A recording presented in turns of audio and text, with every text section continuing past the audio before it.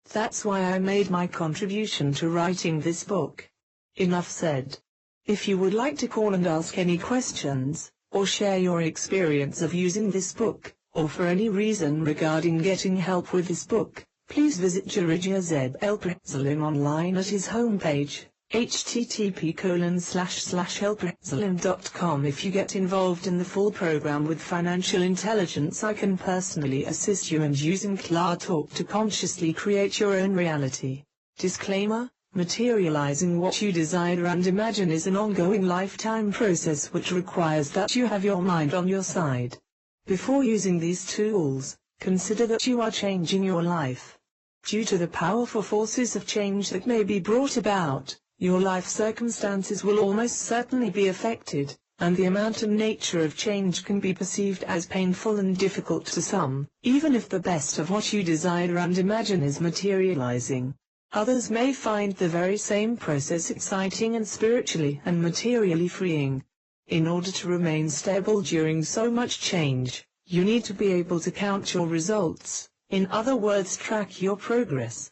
Otherwise, even if you materialize what you desire and imagine, you may not really appreciate or even really notice that you are materializing what you desire and imagine.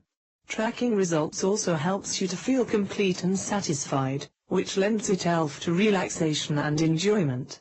Developing a seriously powerful attitude of gratitude also helps you to stay in touch with the divine forces that are helping you materialize the best of what you desire and imagine and counterbalance against various unwanted tendencies that may arise during your success. Many people experience immediate and daily results by using the life transformation tools, and at the same time, materializing some or all of the things or situations or conditions that you desire and imagine may take a very long time, or may not happen at all. I have experienced that even when I or people that I have helped to materialize what they desire and imagine, that often what materialized does not make me or the person totally satisfied, due to the ongoing nature of desire, and various psychological and other factors. Materializing what you desire and imagine may not make you happy. Other people have said that materializing desire and imagination is a form of magic, that you can get caught in the lower astral planes if you focus on materializing your desires and imagination using this kind of technology. One of the biggest mistakes that I discovered that people make in this art and science of materializing desires and imagination, is that people tend to believe that they are creating their own reality. If that is your belief, you are entitled to it. However, it is my belief that the Creator does the creating. We just put in our order, like at a restaurant. The entire basis of the life transformation system is to introduce you to the idea that you do indeed have your own reality, yet only in your imagination. The ordinary world, the one that we all live in, plays by very different rules than the ones that operate in your own universe. The real world is a shared space, not just yours or anyone else's. Furthermore, I believe that, in the universe, the best thing you can do to boost your ability to materialize what you desire and imagine is to stop trying to do it all yourself. Learn what you can do to help yourself imagine the life of your best desires and imagination, then let the Creator do the creating, and you do the enjoying of what the all that is or whatever you believe in as the divine force creates for you, in relation to what you imagine you have and do and are in your own universe. The Practically Magical Use of Lists, Chapter 2: Escape from Planet Earth. Why would anybody want to escape from planet Earth? Well, there are many reasons, and the greatest of these is what is called insanity. So, the question is, how do we escape from the insanity around us? How do we keep our heads when the rest of the world is losing theirs? How do we escape from planet Earth long enough to gather ourselves when we are at wit's end? Even more important, where do we go? These are questions that have troubled humankind for eons. In Winning, I gave some practical suggestions, which, if followed, would enable one to escape partially. In this book, I am going to expand on that and give you even more ways to escape, so that you may lead not only a more productive life, but a happier one as well, free from the pressures that torment many in our society. In Winning, I touched upon the idea of using the imagination. The imagination is very powerful, but before you can use it, you have to learn how to protect it. The secret to this lies in the following, which will be in all capitals. Your imagination is under constant assault by the very process of living your life. Every part of society is geared to taking it over. That may be shocking to hear, but the simple truth is that everybody is trying to sell you something. Now, whether you choose to buy, or not, will virtually depend on how much of your imagination you have been able to take back. The exercises I am going to provide you with will be wasted, if you do not take back your imagination. Once again, it is your mind that has taken over the duty that you should be performing with your imagination. The real key to taking it back over will be discussed later. For right now, let us discuss some ways to stop your imagination from being assaulted. This will require a certain amount of discipline on your part, but nothing very serious. How to stop assaults on your imagination. The first method is something that everyone can do quite easily. This method is simply to avoid all of those places you possibly can that would assault your imagination. Of course, before we can avoid those places, we must first know where they are located. Let me name just a few of the areas in our society where your imagination could be assaulted. Bars, hospitals, people you have found to be hard to be around, and any place involving drugs or alcohol in addictive amounts, are excellent places to start. Those alone could help you immeasurably. Let me give you some other areas to stay away from. What about your daily newspaper or the 6 o'clock news? One of my students gave me the best definition of a newspaper. He said, "A newspaper is a collection of the worst insanity of the day before, which come to us a day late just to prove that we can't do anything about it anyway." Now, I am not telling you to stop reading the newspaper forever. I am just suggesting that you might try it for a while to see if you feel any differently. Should you not want to give it up, or don't feel you can give up the paper entirely, try restricting yourself to those sections that do not so blatantly display the insanity of man and his atrocities perpetrated upon his brothers and sisters. The same goes for the 6 o'clock news or any other television or radio news. Don't listen to the sensationalism and problems. I've often felt that if the newscasters were truly honest, they would begin their broadcasts something like this. Good evening, ladies and gentlemen, this is Rodney Thomas bringing you the 6 o'clock news, the latest happenings of insanity around the world. We're happy to bring to you, for your enjoyment this evening, 2 robberies, 3 murders and 1 heck of a rape. More to come after the commercial. That, to me, would be an honest version of the news. Now, before you insist on how important it is to be well informed, just examine something for a minute. On any given day, at least 100,000 men will go home from work, play with their kids, kiss their wives, and eat supper. Do we hear about them? No, we hear about the one guy who goes home and kills or injures his family, because that is newsworthy. Believe me, the world is not filled with anywhere near the number of terrible people that we may have been led to believe. I will never forget one of the more wonderful bits of comedy. George Carlin was satirizing a newscaster and said something like this. Here's some sad news. A dog exploded on the main street of Los Angeles today. 40 people were overcome by flying fluff. When we can laugh at the news, it's not nearly as serious, nor is its effect on us. I have found from experience though, that when you watch it every day, it doesn't take very long before life becomes very serious. Something seems to rub off on you, a little bit at a time, until you just assume the attitude that you have from watching the news is just the natural way to feel. It isn't until you pull away from it again, perhaps during a trip to the mountains, or while on vacation, that you can feel its powerful pull to suck you in. One of my students had to visit his parents, who dutifully watch the news every night. The student was also obliged to watch it as well. He hadn't followed the news for quite a long time prior to visiting his parents and, when it came on, he suddenly burst out laughing.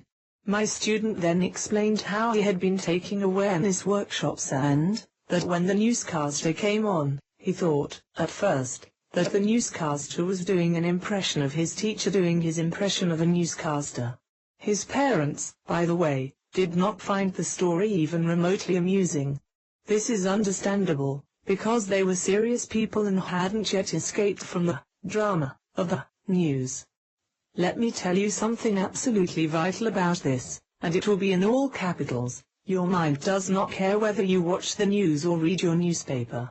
However, when you become knocked out, or dull, from doing such, your mind will take over the recording. You will then accumulate vast quantities of losses into your mind, just as though you had lived the horrible things that were on the news or in your newspaper. Your mind will then take those things as a part of its overall factoring and determining whether to stop you, feed you negative thoughts, or just plain try to stop you from ever even trying something ever again. This will even be to the extent of creating physical pain, or discomfort, and is the primary source of what is called psychosomatic illness. Your mind will treat you far better, if you do avoid the type of losses that are in the daily newspaper and any form of news. That is enough said. You can also apply this to other areas of your life. You might consider violent movies, both at the theater and on your television. Of course, I'm not telling you what movies or programs you can see or not see. I'm simply suggesting that it might be a good idea to stay away from violence in all forms for a while and see if you feel better. This can in fact work wonders, because the hypnotic power of television and movies is quite incredible. Madison Avenue knows this, which is why there are so many commercials. Let me give you another great truth, which will be in all capitals. Your mind does not care whose life it is watching. It can watch several lives at the same time. However, it is only your life that it will take over. Your mind should never see certain things that are portrayed on the motion picture screen, or on television. Just think for a second. Why do you watch what are called programs? Could it be that you are being programmed? Your mind most certainly is, and becomes more difficult to deal with the more programs that you watch. Until you break away from the effect the television, movies, and periodicals have had upon you, you won't be able to fully appreciate what I'm talking about. Your mind is literally using your imagination to replace your identity with whatever television programs or movies that your mind has chosen to replace you with. It will stop doing this when you do the exercises described in the first book called Winning. You have to take your life back, and one of the first steps is to take it out of the hands of those things that have helped your mind take it over. As time goes on, you can watch more and more things. However, for right now, you will be far better off to restrict your viewing very severely. It's up to you. The key is to live your life, not let your mind live vicariously through the lives of a lot of fictional characters. Enough said. The truth about criticism. The next thing I am going to tell you about is a further extension of what was discussed earlier.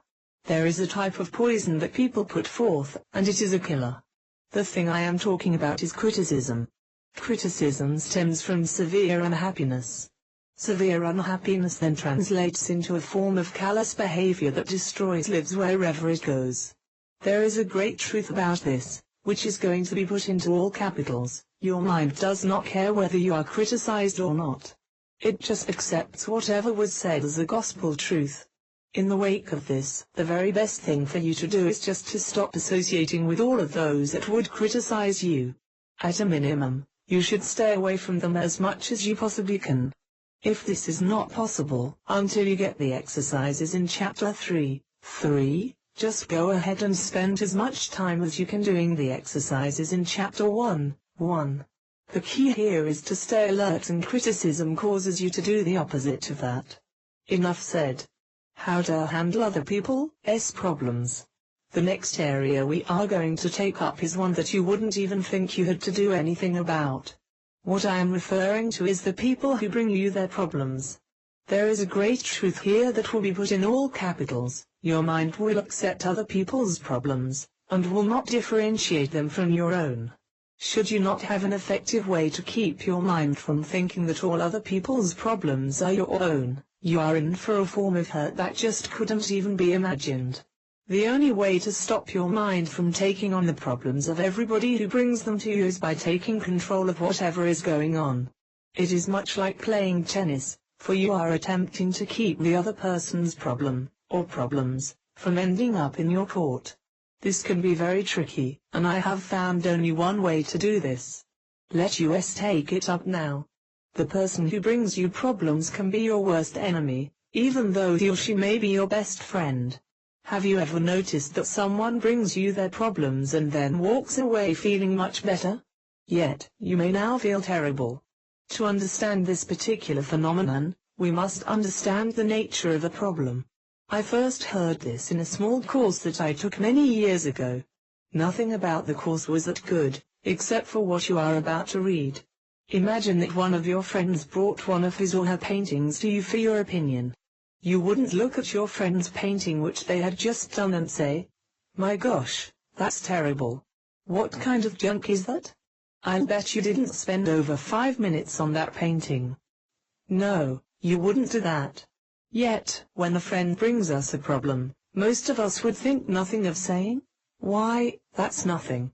Other people have much bigger problems than that. All you have to do to solve it is do this, this, and this." Whereupon, the other person says one of two things, either, "No, I've already tried that and it didn't work," or, "Well, that's easy for you to say, but this is really a problem." Even worse are the people who take your advice, go solve the problem, and then bring you another one in a week or so that makes the first one look small by comparison. It's not very satisfactory either way, is it? The secret reason people bring you problems. Here's the secret. When someone brings you a problem, they are not looking for an answer from you. What they are looking for is your admiration for their ability to create a problem. I realize that sounds bizarre, but having seen it work out that way so many times in my own life, and in that of students, I now recognize it as just the way. It's very simple to give admiration to their problem. First, you acknowledge that it is definitely a problem. In fact, it is a big problem, so big that you don't see how you could possibly help them. You're just glad you don't have problems that big, because you don't know what you'll do.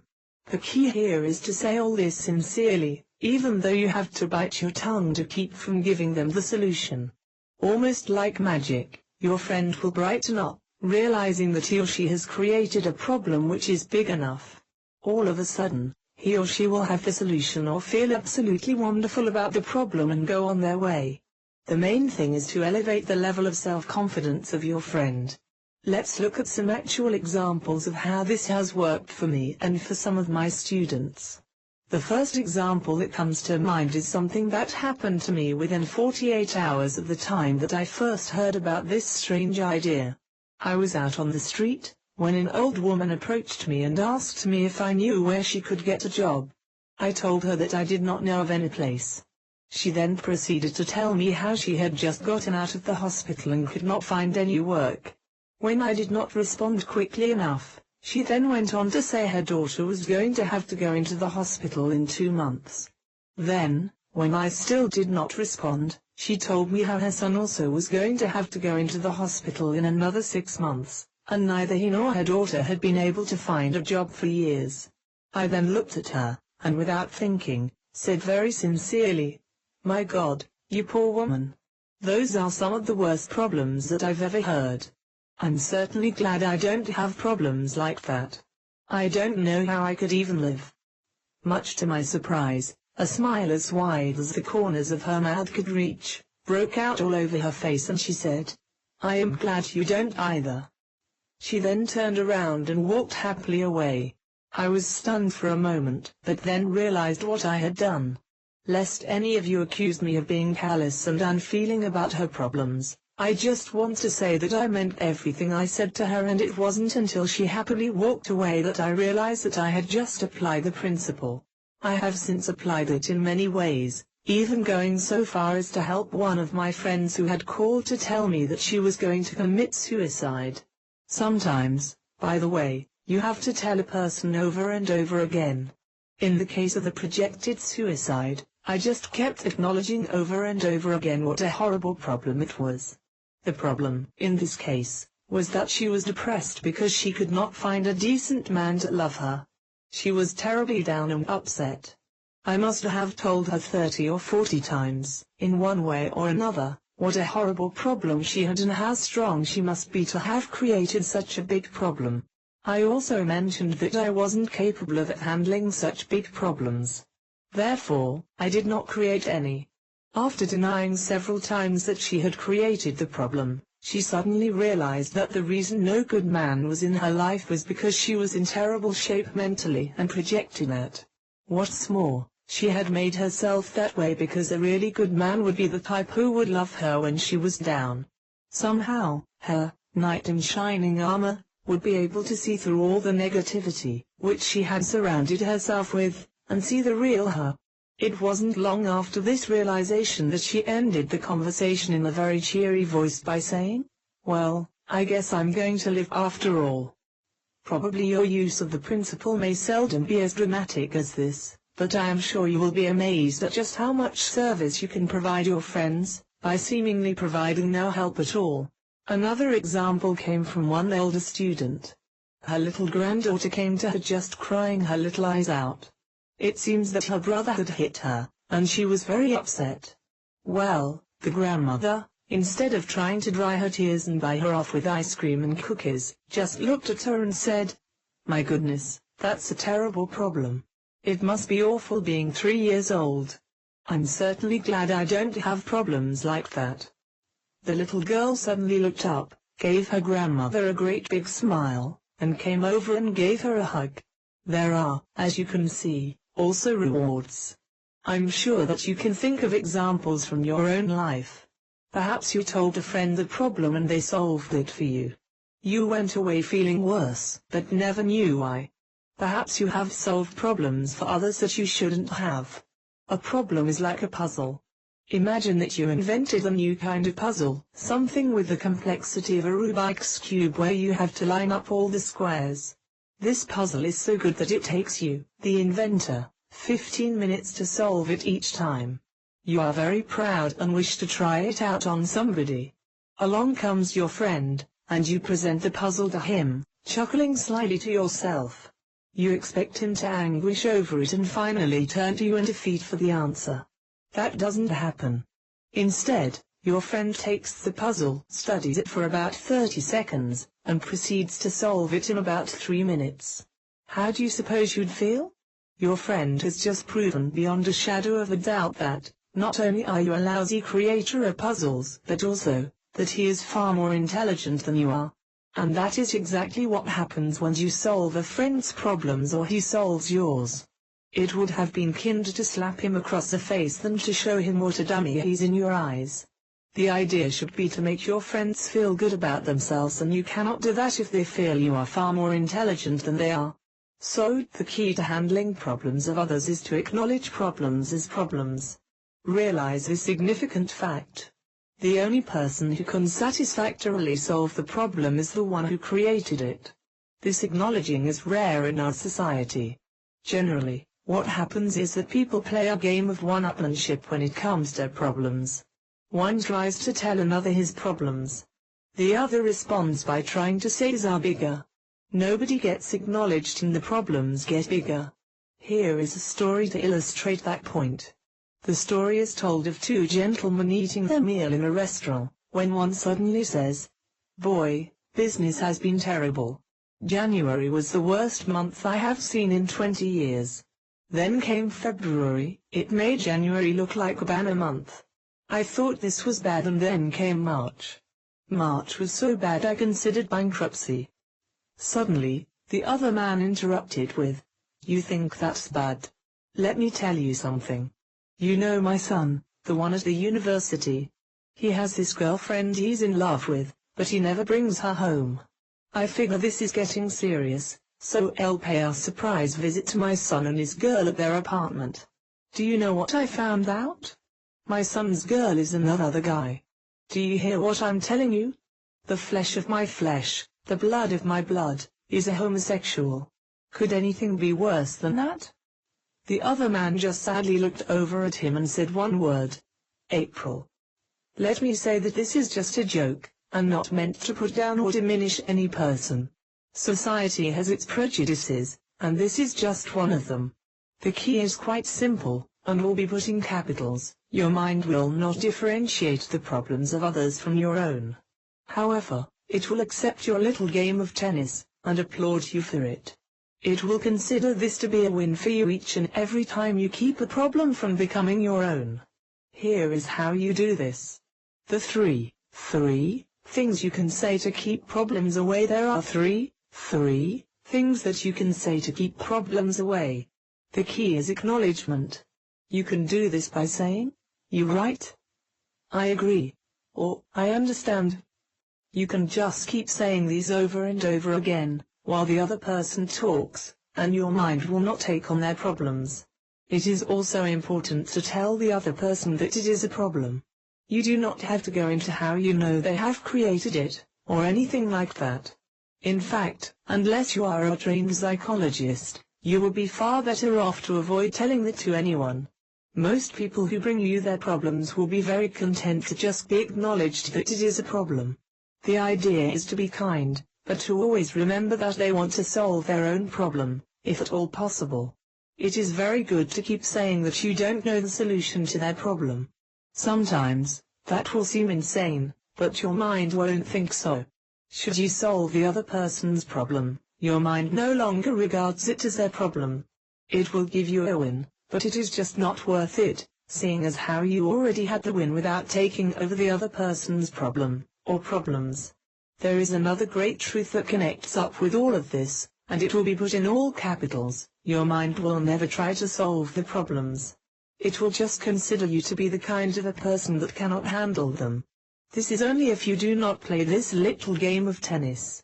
Why this is, goes very deep. Your mind does not recognize that there is such a thing as problems.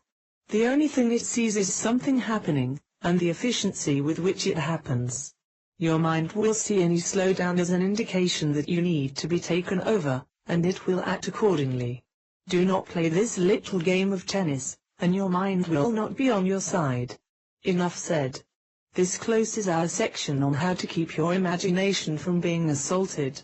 I am now ready to tell you another great truth, and it will be in all capitals. Your mind does not consider your imagination to be imaginary. You might think of it as another place, or even another universe. You can have some wonderful fun with this. Just start considering your imagination the way that your mind does. Nothing will put you in greater harmony with your mind than to consider your imagination to be a separate universe. I know this sounds very bizarre, but it works. Your mind loves it, and it will support you like it has never supported you before. Let us begin. When I say universe, I mean exactly that. Your mind thinks you have one, so you might as well take advantage of that. It's just that no one has ever really made it totally clear to you. The definition of universe is quite simple. It means the earth, the heavens, the stars, the sun, and all contained therein. You, too, have a universe. I'll prove it to you by the following exercise. After you've read all these instructions, close your eyes. Visualize a sun. Put planets revolving around the sun. Put moons revolving around the planets. Now, stick in a whole lot of stars. Now, close your eyes and do it, and I enjoy it. Chapter 2, Exercise 1. Now, let's focus on an exercise. Read the instructions and then do it with your eyes closed. Visualize a motion picture screen. This is your door into your universe. Now, get the idea of going through the motion picture screen to the other side. You'll find yourself in open space. Now, start to make that space bigger. Now double the space. Then, double it again. Then repeat the phrase, "I am now in my own universe." After you have done that, repeat these phrases. I have wonderful friends all around and I have personal contact with these friends. What do you notice? Perhaps, you feel very good or relaxed. Many of my students have said that it felt so good in their own universe they just wanted to stay for a little while longer. Did you notice that when you said those phrases, it seemed effortless? It just all seemed to be true. Well, that's because your universe is your servant. It will do anything you desire and imagine because it is yours. That's why the physical world does not respond quickly to your needs, if at all. It's not your universe. That's why people are so confused. They keep getting the physical universe mixed up with their own universe.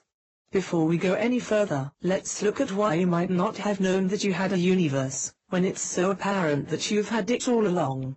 Well, the main reason is that your universe has been dismissed as your imagination. That is, by those who are kindest to you.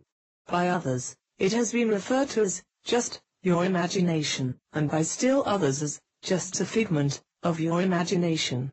Your greatest power, your own universe, has been put down. Why? Those in the society who are afraid of competition fear anyone with imagination. They are not able to use theirs, so why should you be able to use yours? Let me give you a new definition of the word critic. A critic is someone who has lost his dreams, so now he wants to kill the dreams of the people he comes in contact with. Your dreams originate in your universe. They are a part of your aliveness. Take away a person's dreams and that person can be manipulated by almost anyone. The critic reasons that no one is as dangerous as the person who dares to dream. Try it out, if you don't believe me. Go out on the street and tell your innermost dreams and hopes to a few people and see what happens. If you don't come away a little scarred from the experience, I will be surprised. Share your dreams only with those that you know are also alive and have dreams. It is as simple as that. Let's get back to this confusion of universes. The confusion goes two ways. First of all, there are the people who just try to work everything out in the physical universe. They think that's all there is. They just take life as it comes and, if they can't see it right in front of them, it isn't there as far as they're concerned. Their motto is work and more work. They don't really have much fun. Even worse than them, however, are the people who truly think that the physical universe is their universe. This is your hopeless dreamer. He just dreams constantly about a better life without taking any constructive action in the physical universe to make the dream come true. He just can't understand why, if he just thinks about something he desires and imagines it doesn't show up immediately in the physical universe. What he doesn't understand is that it has shown up in his universe immediately, but the physical universe is not his universe. Realize this great truth, and it will be in all capitals. Your universe is in actual place every bit the same as the physical universe. It just doesn't operate under the same laws. It is not imaginary. It actually exists, and it is separate from the physical universe. More importantly, this is how your mind sees it. You are either going to be taken over by your mind, regarding this, or it will be your best friend. At least, by seeing it the same way your mind does, you will have a better than average chance to make it work for you. This is an enormous advantage for you. Here is an example. Suppose this fellow is taking out his girl and, every time he sees her, she is just a little bit different. Maybe, it's the way she holds his hand or perhaps the inflection in her voice. He is quite puzzled. One day he is out walking, when suddenly he sees the girl he has been dating. He can't believe his eyes, because next to her is also the girl he has been dating. At once, he realizes the truth. He has been dating twins. All along, he thought he was dating one girl and he was dating two. Well, it is the same with you. You may think all along that you have been working with one universe. But, the truth is you have been working with two. The question is just what do you do with this new information? It would help if you knew the relationship between your universe and the physical one. Chapter 2, Exercise 2. You are going to need a mirror. Do you have one handy? If not, go get one or take this book to a place where there is a mirror. Are you ready? Put your right hand in front of the mirror, so that you can see the reflection. Notice what you see. You should see the reflection. Take your hand away. What do you see? You see nothing. Again put your right hand in front of the mirror. You see the reflection. Then, take your hand away. Again, the reflection is absent. What you should have noticed is that when you put your hand there, it is there in the mirror, and when you don't put your hand there, it's not there in the mirror. Obvious, you say? Well, it's the same with your universe and the physical universe. The physical universe is a mirror of your universe. Your question may be, why doesn't the physical universe do a better job reflecting your universe, then, if it is just a mirror? The answer to that is such a great truth that it will be put in all capitals. The physical universe is not only a mirror of your universe, but it is also a mirror of everybody else's universes. Their universes reflect off from the physical universe with such a force and velocity that it is very hard for the creations from your own universe to get through the force emanating at your universe from the physical universe. Let's say, in the example of the mirror, that the mirror was giving off a heat that made it almost impossible to put your hand in front of it. That would be a truer example of the way things are. What you are doing is spending so much time agreeing with the things coming at you from the physical universe that you think that that is the way it is in your own universe. It is not so. If you have an accident in the physical universe, it is not happening at the same time in your own universe, unless you agree it to be so. You are sort of in the position of a fighter who can knock out his opponent with one blow, if the other fellow will stop hitting him long enough so that he can land it. You are so busy agreeing with, and defending yourself from, the physical universe that you can't seem to get up a good offense. Does that sound familiar? Many people have resigned themselves to this, much like the two cowboys in the days of the Old West who were huddled around their campfire late at night. Surrounding them were at least 1,000 hostile Indians. In order to appreciate this story, it is relevant to know that it was thought that Indians would not attack at night, because if they were killed their spirits might not be able to find their way home. This was only true of certain tribes, but it so happens this was one of them. One of the cowboys looked out at all the hostile Indians and then turned resignedly to his friend and said, "Well, Charlie, we might as well try and get some sleep. They're not going to attack until morning." Some of us feel like that sometimes. The next paragraph is going to be capitalized for you to read over and over again until it finally sinks in. When that happens, you will have such an awakening that you will feel like jumping up and down. Here it is, the physical universe is neither your enemy, nor your competition. It is just a mirror reflecting the universes of all the other people who also want their way.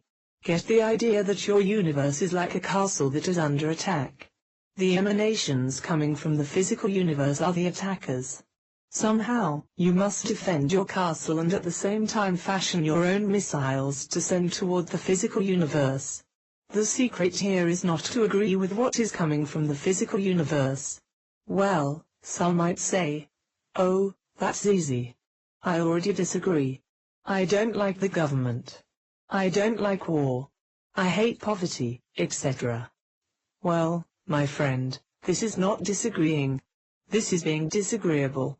This is actually completely agreeing with the physical universe and then complaining about it. Actually, disagreeing means to maintain the separateness of your universe from the physical universe. I guarantee you that, if you run your car into a tree it is going to get damaged. If you jump your body off a building, in the physical universe, it is going to get injured. In How to Stop Worry Before It Stops You, I give you specific exercises, using pen and paper, which will enable you to disagree with the physical universe safely and make your hopes and dreams materialize faster than you ever thought possible. For now, just make sure you do all your disagreeing in your own universe. Create your dreams in your own universe and realize they are true there. In succeeding chapters, there will be more specific instructions on how to do this. Specifically, you will be shown how to create your own universe, and that can be very exciting. In the meantime, let me close this book with two stories that should leave you with some good food for thought. I realize what has been said is probably very confusing to you right now. Read this over every day, that is, just this last truth put forth in all capitals. If you like, copy it onto a separate card or paper and carry it with you everywhere you go. You only need to read it once a day. Here are the stories. The first is an example of why you should disagree only in your own universe. You see, you are like a little boy who was beaten up by a bully. If that little kid keeps going after the bully, he is only going to get hurt worse. If he is smart, he will learn karate, judo, and boxing. Also, he should start lifting weights. Every day, when he sees the bully, he says, "Yes sir, no sir, and what can I do for you sir?" But, when he is at home, he is constantly practicing with the weights and all the self-defense skills. If he does this faithfully, one day he will be able to go back to the bully and claim his revenge. Until then, he must be patient, and build his strength and skill. So must you be patient, or you may end up like another little boy, who became very excited when one of his young friends bragged to him about how he had thoroughly told his father off the night before. The first little boy said, "What did your father say?" The second little boy said, "He didn't say nothing." The first little boy, encouraged by this, resolved that he was going to go home that evening and tell his father off, too. When he got home, he took his father aside and said he wanted to talk to him. He said he was tired of the way things were going and wanted to see some changes made. He wanted a new bicycle. He wanted no more vegetables in the house. There would be nothing but hamburgers, French fries, and chocolate shakes for supper. He wanted a new television in his room, and he was also going to quit school. His father asked him if that was all and then proceeded to give him the spanking of his life. The little boy was shocked as well as in pain. He could not wait to get to school to confront his friend. Arriving at school the next day, he immediately drew his little friend aside and said, "My father nearly beat me within an inch of my life when I told him off. How come your father let you get away with it?" The other youngster paused for a minute and then said, "Well, there's something I forgot to tell you. When I told my father off, he was in the kitchen downstairs and Elle was in my bedroom closet upstairs." So, as you can see, my friend, it is very important to do all your disagreeing in your own universe until you're bigger and stronger. The succeeding chapters will give you full instructions on just how to do that. It is not expected that you already know how. Just follow the techniques in the chapters to come, and you will become a complete expert, not only at creating your own universe, but, also, at totally disagreeing with the physical universe in total safety. The other story is about patience. You must have patience in order to make your dreams come true. Otherwise, you won't keep creating your own universe long enough to have it materialize in the physical realm. This story will exemplify one of the best secrets to success in creating your own universe. There once was a man from the city who inherited a farm.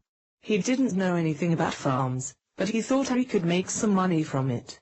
However, when he got to the farm, he found the only thing that was left was a female pig and was very disappointed, until the farmer down the road informed him that his female pig would produce baby pigs and they then would produce more pigs and so on. Our friend was elated, much like some of us are when we first discover this create your own universe technique. He had visions of a pig empire. Early the next morning he put his sow in a wheelbarrow and pushed her down the road to a neighboring farm where there was a male pig. After the two had finished, he brought his sow home. The next morning, he rushed out to see all the little baby pigs that he just knew were going to be there. But, there were none. Our hero reasoned that perhaps it took more than one time with the boar. So, once again, he loaded his pig in the wheelbarrow and down the road they went to the male pig and returned. The next morning he again rushed out to see the piglets, but they still were not there. He then became very determined, just like we get determined about our hopes and dreams that don't seem to show up on time. For the next 25 days in a row he put the female pig in the wheelbarrow and pushed her down the road. Day after day, he checked for baby pigs, but to no avail. Finally, he was discouraged. He decided to try it just one more time and, if that didn't work, he was going to pack up and go back to the city. So, he put the female pig in the wheelbarrow and pushed her down the road for the last time. He then brought her back. The next morning when he woke up, he just couldn't face going out and seeing no piglets once again. Isn't that the way we feel sometimes about our hopes and dreams that have not yet materialized? So, our hero turned to his wife and asked her if she would look out the window and see if there were any baby pigs yet. Our hero then watched her go over to the window and look out. Parting the curtains, She suddenly let out a startled gasp. Our hero was elated. He could hardly contain himself as his wife slowly walked back towards him. "Are there bubby pigs?" "I just know there are," he said. His wife just looked at him and while shaking her head, said, "No, dear, there aren't any bubby pigs, but the female pig is waiting for you in the wheelbarrow." The moral to this little story is simply this. The only one in the story with any sense is the female pig. She's into the experience for the enjoyment. The same is true for you. Become like a little child. Create your universe for the enjoyment. Stop looking in the physical universe constantly for results. The very act of you looking keeps it from appearing. When you keep looking, you are like a farmer who plants his crop and then digs it up every day to see how it is doing. Enjoy your universe. When you can create it so thoroughly, and enjoy it so much, that it no longer is critical that it manifest in the physical, then and only then, will it show up. This is such an important truth that it will be written, once again, in all capitals. Here it is, create your universe for the enjoyment. Stop looking in the physical universe constantly for results. The very act of you looking keeps it from appearing. When you keep looking, you are like a farmer who plants his crop and then digs it up every day to see how it is doing. Enjoy your universe. When you can create it so thoroughly, and enjoy it so much, that it no longer is critical that it manifest in the physical, then and only then, will it show up. There is a very important law behind this. You see, the things you want most and must have, are the things which will not show up, while the things you are not deeply concerned about, will show up. You are in the position of having a servant who will get you anything, if you can convince him that you don't really care about it. Remember, the physical universe is a mirror and things show up in reverse in a mirror, your right hand is your left, etc. Obviously then, before you can convince the physical universe that you don't desire and imagine something that you really do desire and imagine, you must be convinced yourself that you don't mind if you don't have it, or don't want it. This is how you use your own universe. The number one condition that would have to exist about a thing, which would cause you not to desire and imagine it, would be the fact that you already have it. In your own universe, you can have as much of anything as you could ever desire and imagine. Create it there and enjoy it, just like a child, and you will be surprised at how quickly things change for you, for the better, in the physical universe. Someone once asked me what I do for a living. I replied that I teach adults how to be children. That is true, but I also teach them how to take charge of their own lives by being like a child. This is perhaps one of the most profound secrets of all time. Become like a child in your creations. Once again, take charge of your own universe, which you gave up when you became an adult, and your life will be a never-ending joy, as you manifest the everlasting love that emanates from the source of all that is beautiful and wonderful. I wish you all the joy that your heart can hold. It took many years and many failures, for me to finally come up with all that was needed so that anyone, no matter who they are, would be able to do this, as long as they could read and write. I also feel that everyone can benefit enormously from this book, regardless of his or her so-called station in life. There is no limit to what you can do once you are in total harmony with your mind, regarding this. There is also no limit to the level of degradation that you can suffer by not being in harmony with your mind, regarding this. Chapter 3 is about to change your life. It will teach you how to be the person you have always dreamed of being. All that you have learned so far was to prepare you for what you will find in Chapter 3. It is the most comprehensive, as regards the practicality of your life.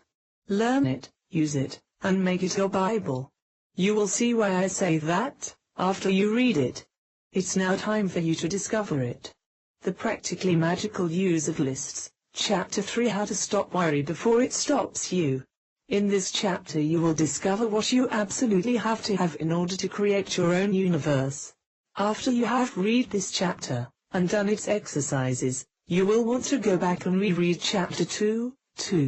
Each time you do that, it will make more and more sense to you.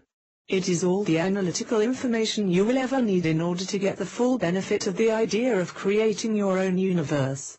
We could also call it using your imagination as a tool, if you like.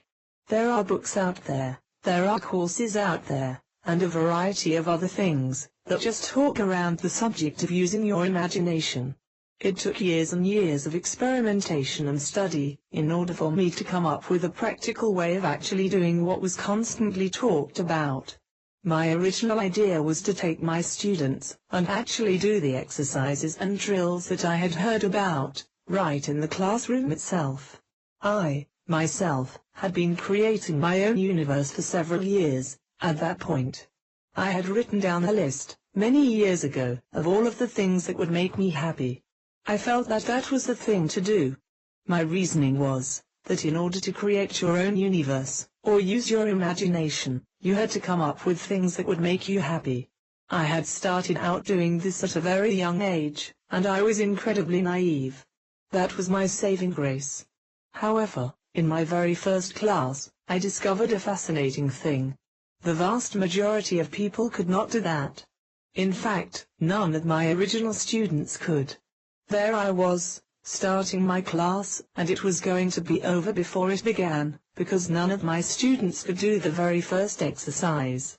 The idea was to take all of those things that would make them happy, and then write them up in great detail.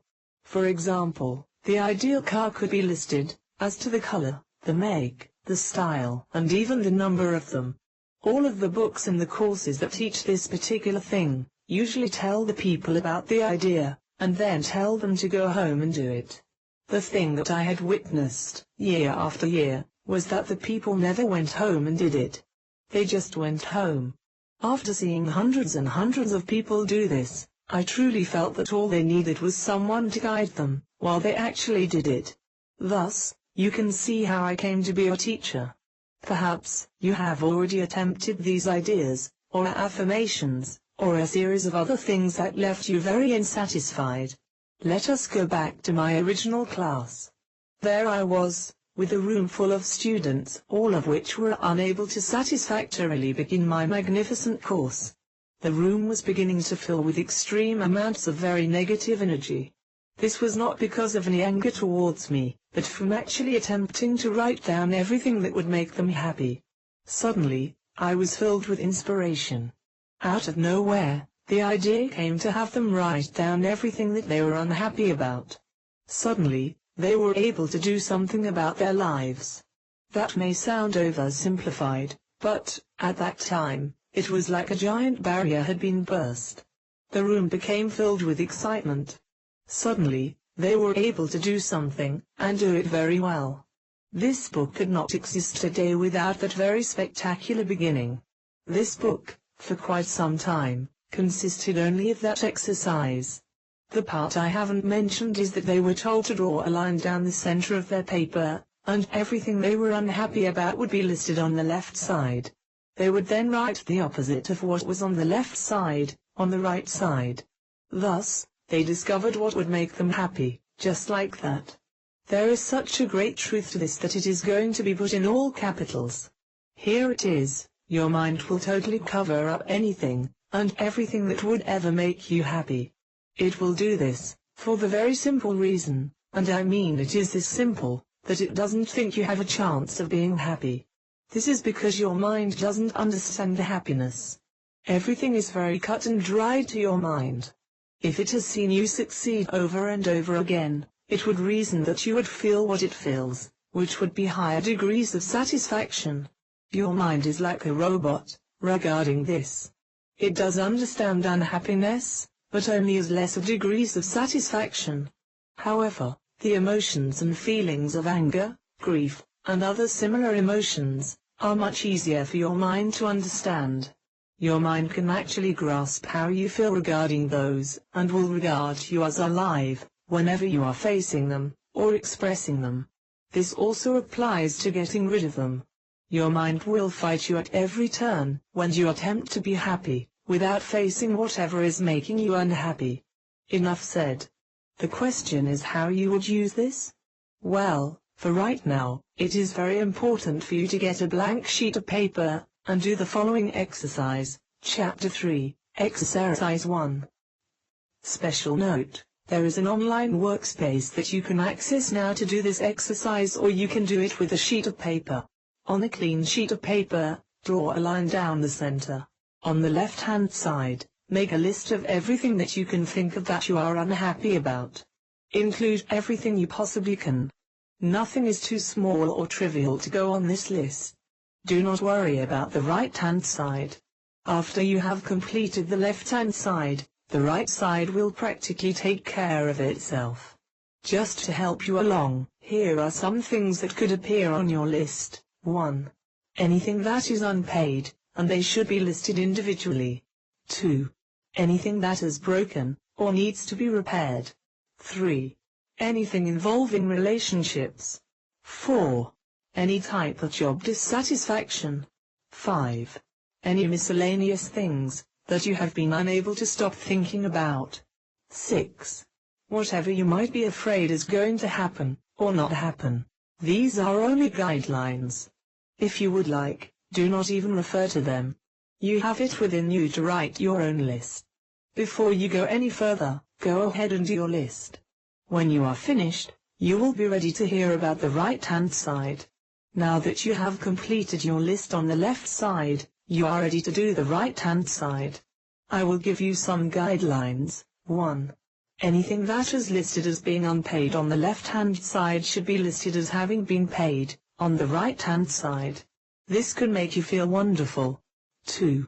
Anything that is listed as broken, or in need of repair, on the left-hand side, should be listed as having been repaired on the right-hand side. 3. Any relationship difficulties on the left-hand side should be listed as having been settled or mended on the right-hand side. 4. Any type of job dissatisfaction on the left-hand side should be listed as having been taken care of on the right-hand side. 5. Anything that you are unable to stop thinking about on the left-hand side should be listed as having been resolved on the right-hand side. 6. Anything you are afraid might happen, or not, on the left-hand side, should be listed in the most positive way, on the right-hand side. Once again, these are only guidelines. You have it within you to do the right-hand side very well. The only thing to keep in mind is that the right-hand side should be directly relevant to the left-hand side. For example, a bill not paid is not handled on the right-hand side by writing down that you have an abundance of money. That means nothing to your mind, and that is what you are attempting to satisfy by doing all of this. Plenty of anything means absolutely nothing to your mind. Your mind deals only in specifics. That sentence should be indelibly marked within you. You should write it down and look at it every day. Your mind will punish you terribly if you do not follow just that one idea. With that said, it's now time for you to do your right-hand side. Begin. Now that you have completed the right-hand side, simply go ahead and fold your paper on the line that you originally drew down the center. Then, tear the paper in half on that line. Take the left-hand side, wad it up into a ball, and throw it away. Keep the right-hand side, and just look at it. It is not necessary to visualize any of those things on your list. In fact, I highly recommend against it. How you feel right now will depend upon how much your mind has accepted what you have written. At the very least, you should feel a sense of relief. If you do not, you are in much worse shape than the average person is, or perhaps you violated the rule of being specific. There is no room for creativity when doing this. Your mind is not creative. It just wants the facts, so that it can deal with them. The interesting thing is that what you wrote on the right-hand side was accepted as fact by your mind. This is the beauty of your own universe. Your mind accepted the right-hand side of your list as being fact, because it automatically assumed that the right-hand side was your own universe. That is how fabulous this exercise is. Your mind then goes to work to come up with a way to have the right-hand side of your list be true in what is called the real world, or the physical universe. Your mind actually accepted the separation of the real world from your own universe, just by that line that you drew down the center of your paper. Is that incredible? Or what? This is a list that you should do, at least once a day, for the first week. It is as though your mind needs to be reminded that you have finally taken control of your life. After the first week, you come to your list every other day. Feel free to put everything on your list. I have sometimes put 30, and even as many as 40 things on just one list. The more you do it, the easier it becomes. Little things that used to nag at you now go on your list instead. You get very good at this in an amazingly short time. Let us look now at how others have used this exercise. The first was a very dear friend. When she did this exercise, she was in a dead-end job with a boss and co-workers that she really did not like. These were at the head of her list. There were also a score of other things. I remember watching her as she wrote. I could just feel the worry and tension peeling away from her as she did the left-hand side of the list. When she switched over to the right, I could just feel a surge of power coming from her. Within 1 month, 90% of the right-hand items had moved over into the physical universe. She had quit her job and was doing temporary help work for more money than in her old job. 2 weeks later she was sent out to an advertising agency who loved her and bought her contract from the temporary help company. She is now working in a field where she looks forward to going to work every day and has consistently moved up in salary and position. Until today she has her own office and a salary more than double what she made at her previous job. She has also progressed dramatically in other areas of her life as well. Results sometimes happen so quickly that it is startling. One student came to a Sunday workshop. One of the things that she was unhappy about was a court case that she was involved in. She was waiting for a settlement on an accident claim and the proceedings had been a long drawn-out affair. Her lawyer had called her just 2 days prior and said there really was no hope of immediate settlement, and that he was getting prepared to go to court again. She was quite upset by the whole thing and didn't think much could be done. However, at my urging, she put this item on her list. On the right-hand side, she put that the matter was completely settled and the money was in her hands. The next Sunday, she could hardly wait to get to the workshop to tell the rest of the class what had happened. The very next day after the workshop, her very surprised attorney had called.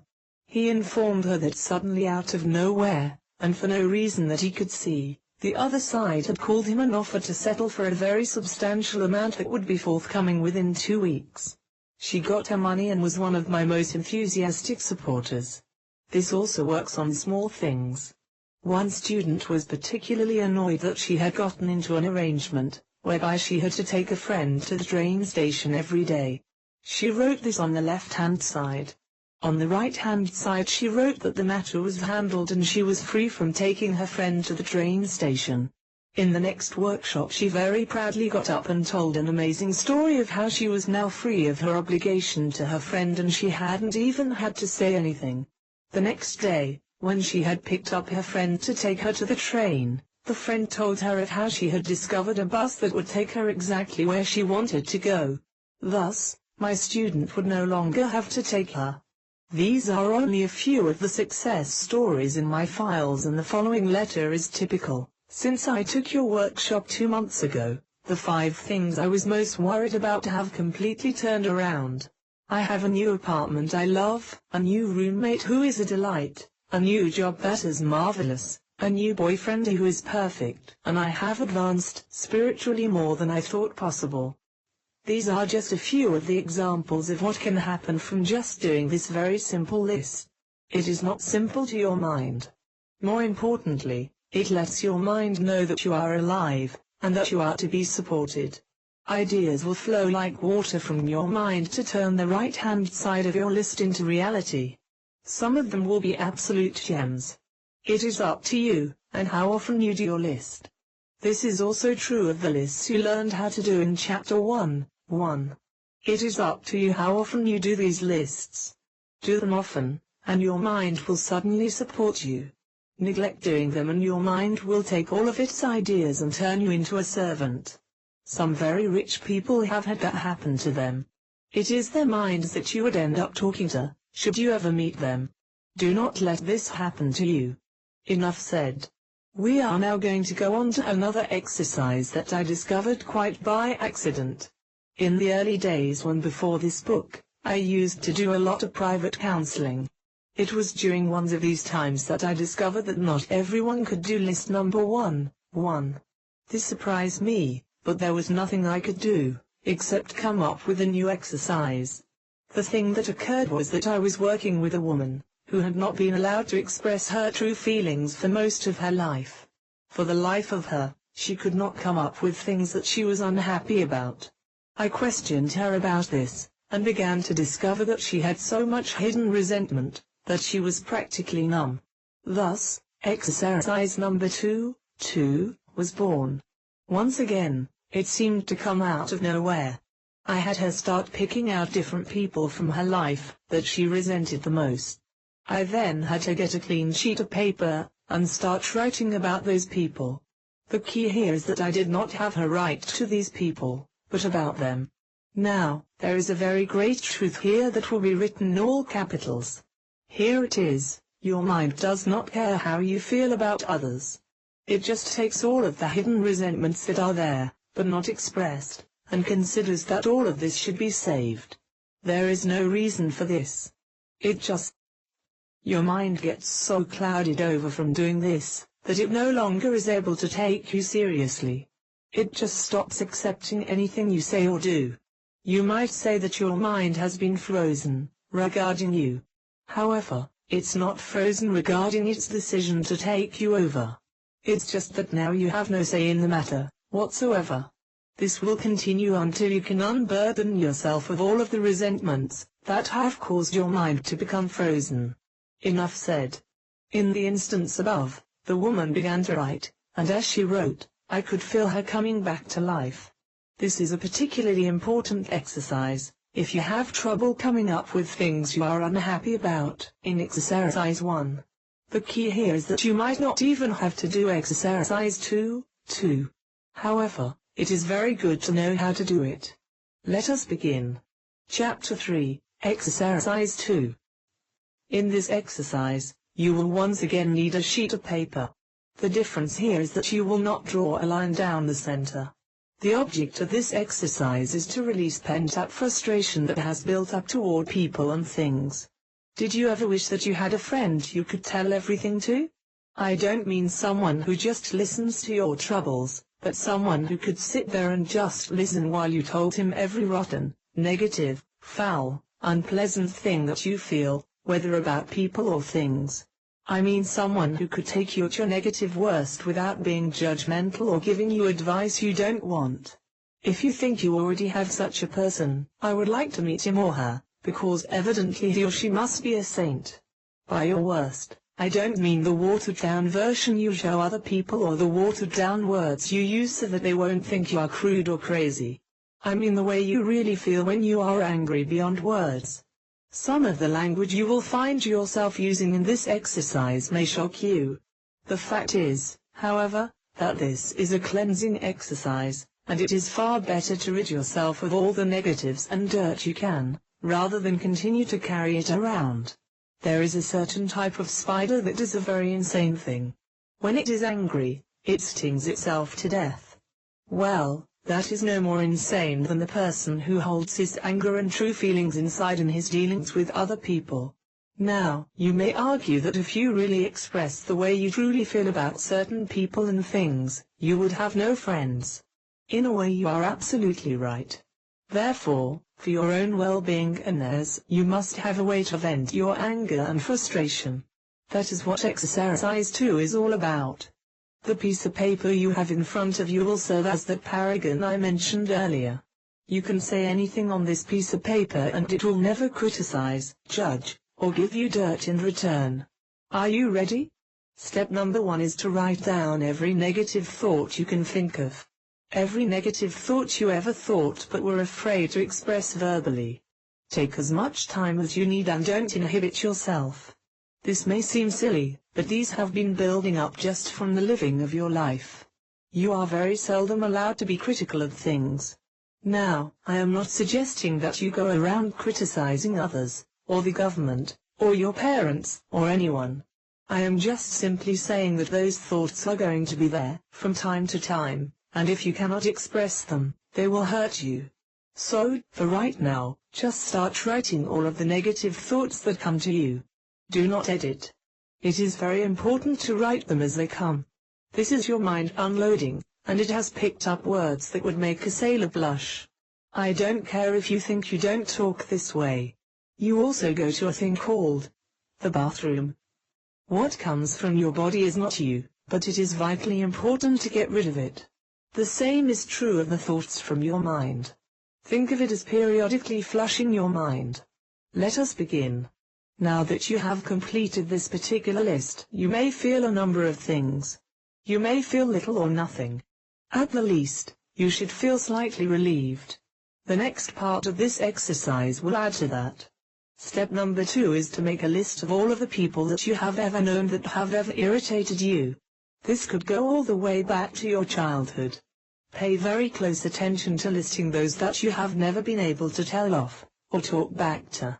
This could even include people that you have never met, such as actors, news broadcasters, sports figures, politicians, or anyone else that you have anything but love for. Do not consider that you are opinionated or critical. You are just someone who wants to cleanse himself or herself. Needless to say, you should never share what is on your list with anyone else. It is all right to keep your list of the people, but do not tell anyone what it is for. Now that you have made your list, let us go to work. Select the person that you are the most irritated about, and on another clean sheet of paper, just start writing exactly what you think of them. It is very important that you write their name, over and over again, such as the following example. 1. John Doe doesn't know what he is talking about half of the time. 2. John Doe mistreats his wife. 3. John Doe is a poor excuse for a human being. 4. John Doe never had the right to treat me the way he did. 5. John Doe never ever could hold a candle to me. 6. John Doe is a series of swear words. Quite naturally, you would write the actual swear words. In the interest of propriety, I have not done that here. However, it is vital that in the privacy of your list, you observe no propriety. You will then take each person on your list and do a similar thing. As you do more and more of them, you will realize that it is only certain ones that really cause the irritation. You were already irritated before you even met some of the others. This would also apply to going backwards. In other words, your mind would start looking for people in your past to become irritated about, even though it hadn't really bothered you at the original time. You should now do that with all of the people on your list. Let us begin. Have you done all that? You should feel another release of tension. Tension and stress peels off in layers. Sometimes a person has so much built-up anger that he's not able to see what is causing his unhappiness. He just needs to let off some steam and then he can see again. Now, it will be much easier for you if you do not let your anger build up again quite so much. The paper is the best friend that you could have. When something makes you angry, don't hold it in or pretend it doesn't matter. Grab your paper and use it as an opportunity to rid yourself of some more distressing thoughts. I'm now going to tell you a reason for doing this that at first you may find very hard to believe. Many times you actually put yourself through extremely painful experiences just so you can release some of those pent-up thoughts. The thoughts themselves are so painful to carry around that we actually try to get people to hurt us so that it will then be okay to unload those thoughts upon them. This, of course, is all done at a lower awareness level. Most importantly, this is done by your mind. Naturally, when you then are unable to unload the thoughts, either through fear or concern for the other person's feelings, your load becomes even heavier to bear. That is why your paper is so important. You will be able to unload thoughts that you may have been carrying around for years. Use this technique at every opportunity that comes up. There will undoubtedly be distressing situations in the future. So take your paper and turn every one of those distressing situations to your benefit. I realize that you'll find it hard to believe that you are looking for a place, or a person, to unload your thoughts upon. You really aren't, but your mind is. Use the paper to unload those thoughts. It is very important to realize that you did absolutely nothing wrong in order to have those thoughts be there. I know that some of you may feel guilty for some of your past actions and really would like to be found out. Once again, this is your mind. I refuse to take on the role of judge or jury. This book is only to encourage and teach you how to get rid of the thoughts, because it was the thoughts you had at the time, which caused you to do any shameful actions. If there had been different thoughts, there would have been different actions. So forgive yourself and rid yourself of the thoughts. They are the culprits, not you. I hope this clears that issue up to your satisfaction. How to tell the truth and what it really is. We are now going to look at one of the most important things that you will ever discover in your entire life. There is a disease in our society. It is called lying. It masquerades as opinions, ideas, and so forth. It supposedly is the opposite of what is called truth. Perhaps you are familiar with the adage, know the truth and the truth shall set you free.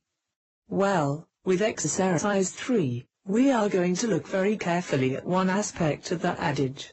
It is possible to work with truth, whereas it is not possible to work successfully with lies. Every day of your life you are communicating with people. You are saying words and hearing words. However, have you ever noticed that some of the things you hear seem to stick with you for hours, and some for days? For example, criticism works this way. Someone says to you that you are no good, have no good qualities, and quite frankly, you are a selfish, untalented baboon who would be better off to leave planet Earth.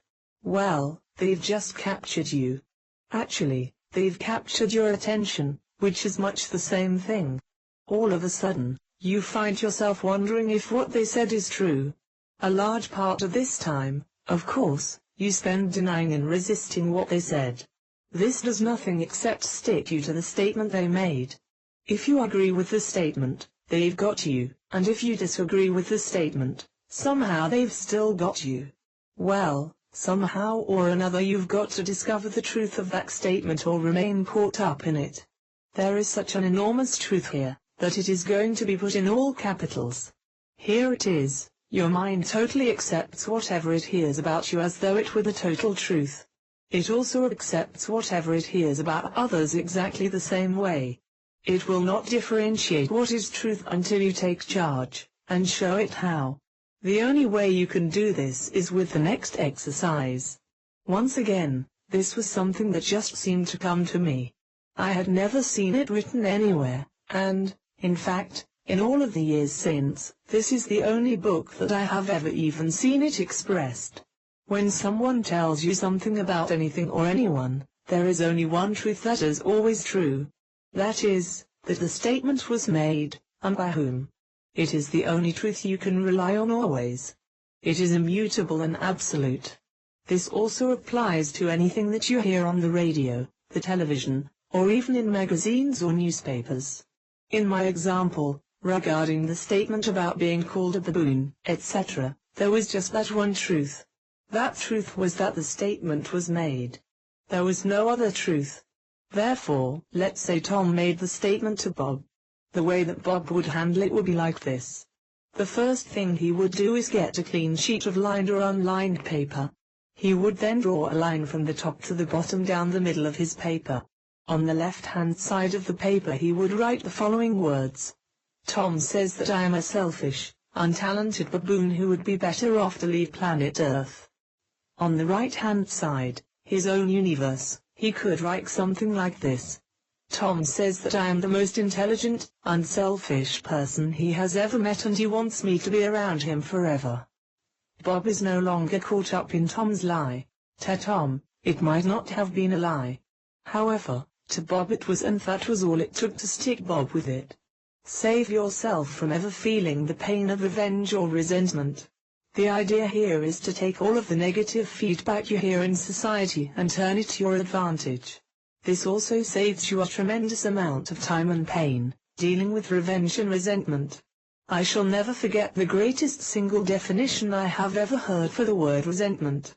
Resentment means to feel the original injury over and over again. Before we start the exercise, I would like to tell you a couple of stories to illustrate the workability of this particular exercise. One story concerns a time in my life when a good friend told me that there was this other fellow who had been saying rather nasty things about me.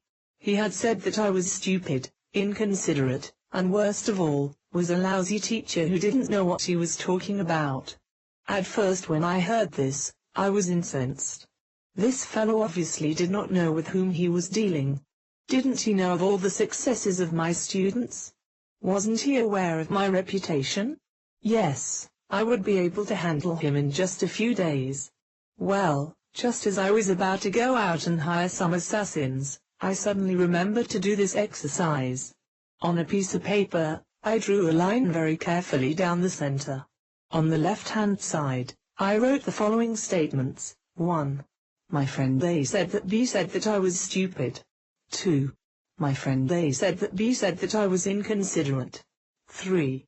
My friend A said that B said that I was a lousy teacher and didn't know what I was talking about. Well, I immediately began to feel tremendous relief just from writing out those statements. Then, I wrote on the right-hand side of the paper, directly across from the statements on the left-hand side, the following. 1.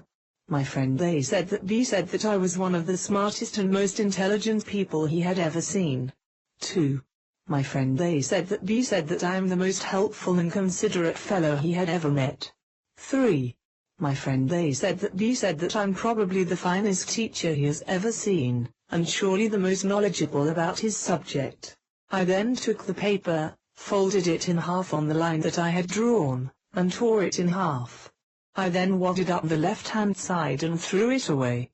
All my anger was gone together with all of my thoughts of resentment and revenge. After all, how could I have evil thoughts toward any person who obviously had such a fine opinion of me? I had the proof in my hand in the form of the right-hand side of the paper. Incidentally, I have never seen or heard of B since. Now, lest any of you accuse me of not facing reality by using this exercise, I would just like to say that I still know B is dangerous.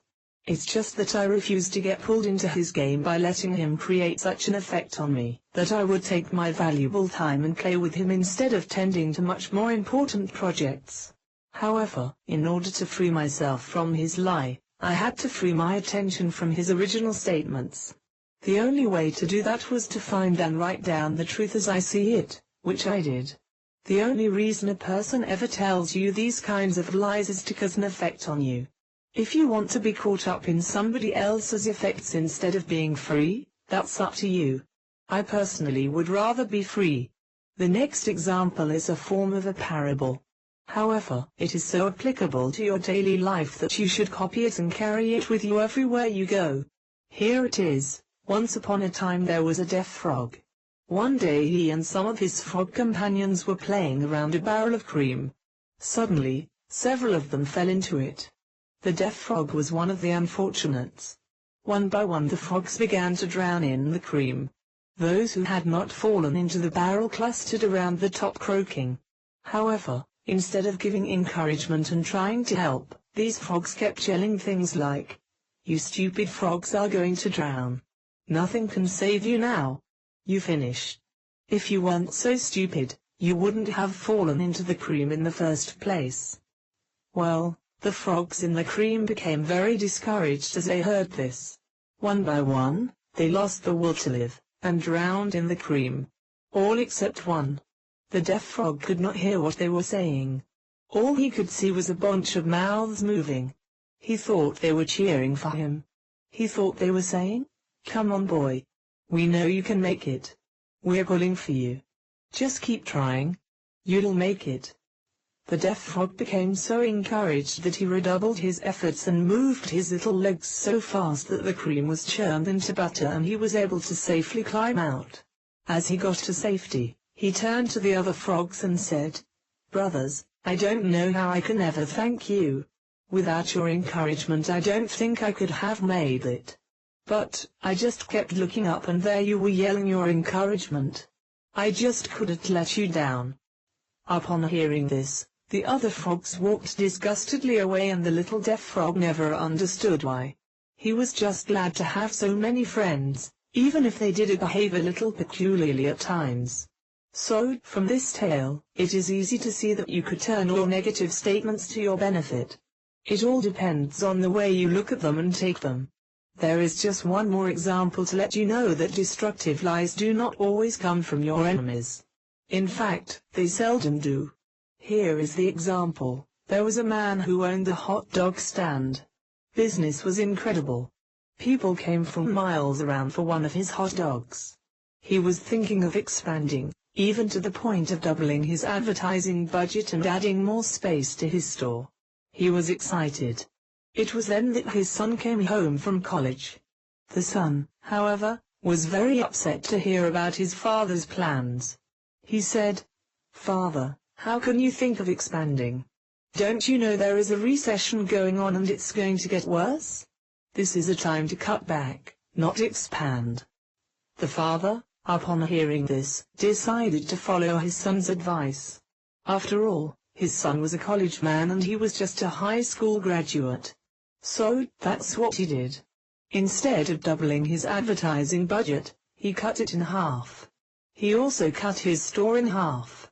Instead of buying fresh bread and the finest meat, he started buying day-old bread and inferior quality meat. A few months passed. Hardly a customer was coming through the door. The man's business was all but ruined. One day during the midst of all this despair, his son walked in. The man rushed over to him and said, "Son, I don't know how to thank you for warning me in time. This is the worst recession I've ever seen. So, take my advice. Don't take anybody's advice unless you are absolutely certain they are qualified to give it, and you know beyond a shadow of a doubt that they have your best interests at heart. Even then, if it is negative, be sure and do exercise 3 on whatever they say. It's now time for you to do exercise 3. This is an exercise that you can do just as often as you need to. You could get struck down by sunlight at almost any time. However, you will now be prepared for it. Let us do a sample list, based upon the lies that you have already heard. Just think back to something that somebody said about you. It could be as simple as, you didn't know how to do something, or as complex as hearing that something was said about you by someone else. This is a very important list. It can save your life. At the very least, it will save your sanity. Let us begin. Chapter 3, Exercise 3.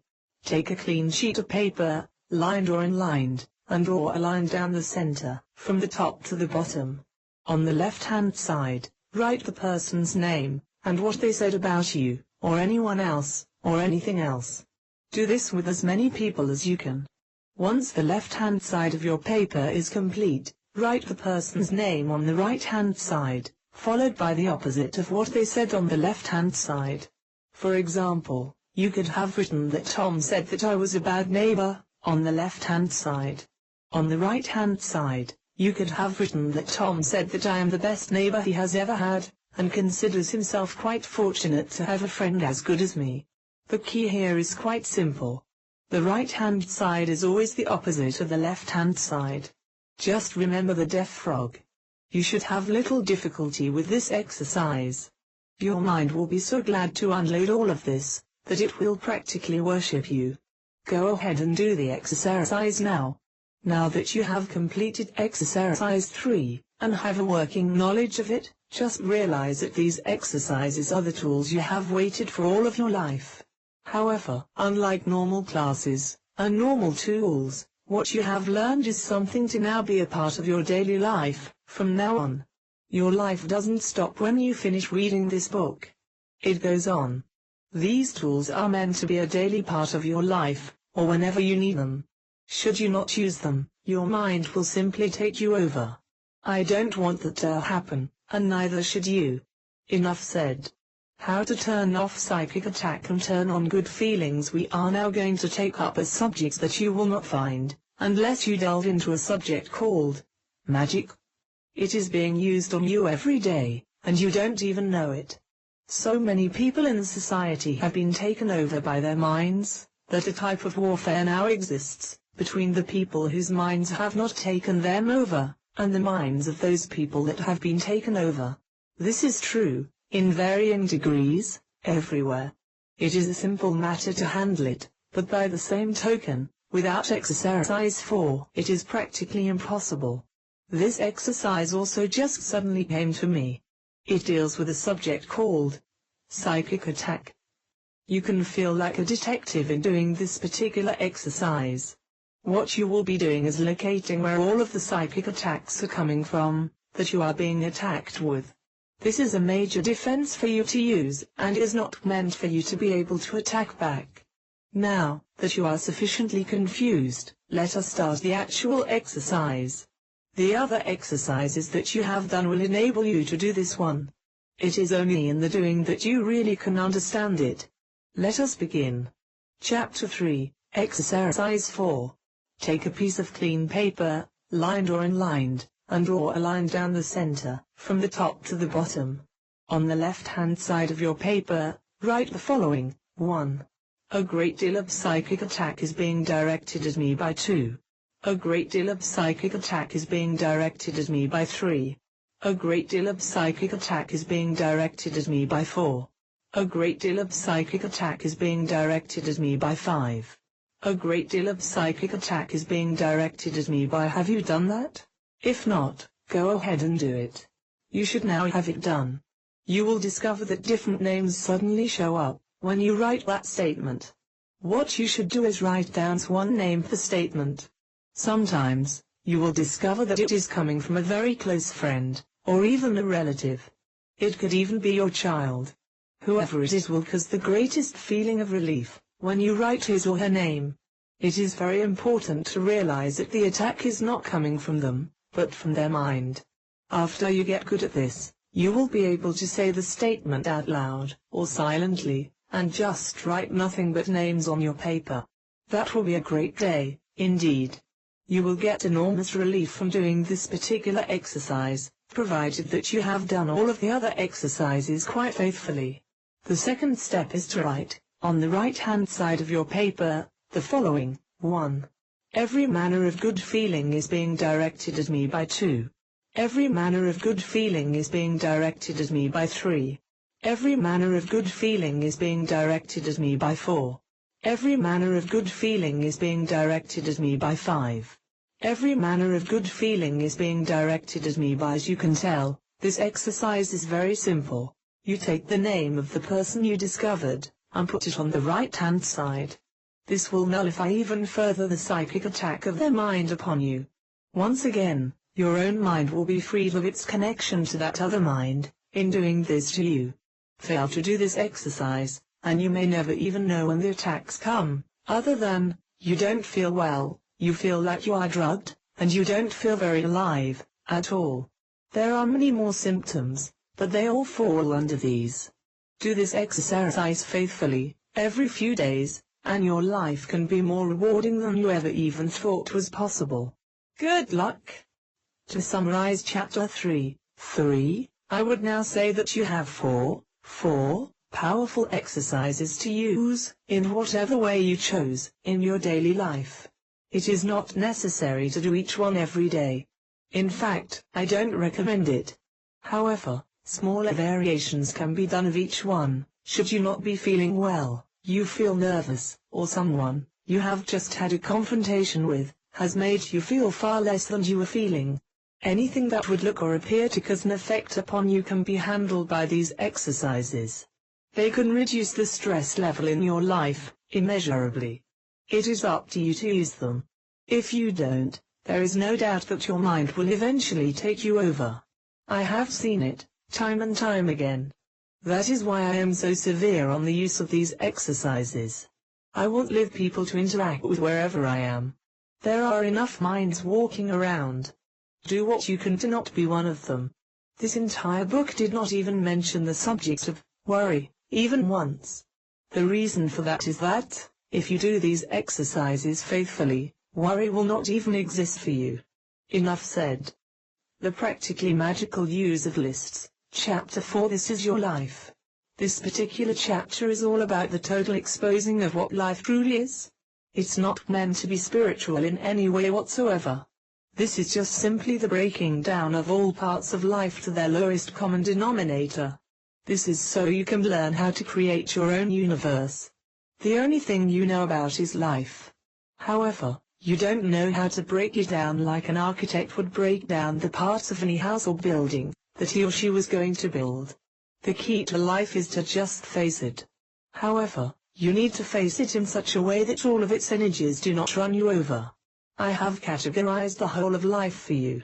It has been said that you are either a spiritual being, having a material experience, or that you are a material being, having a spiritual experience.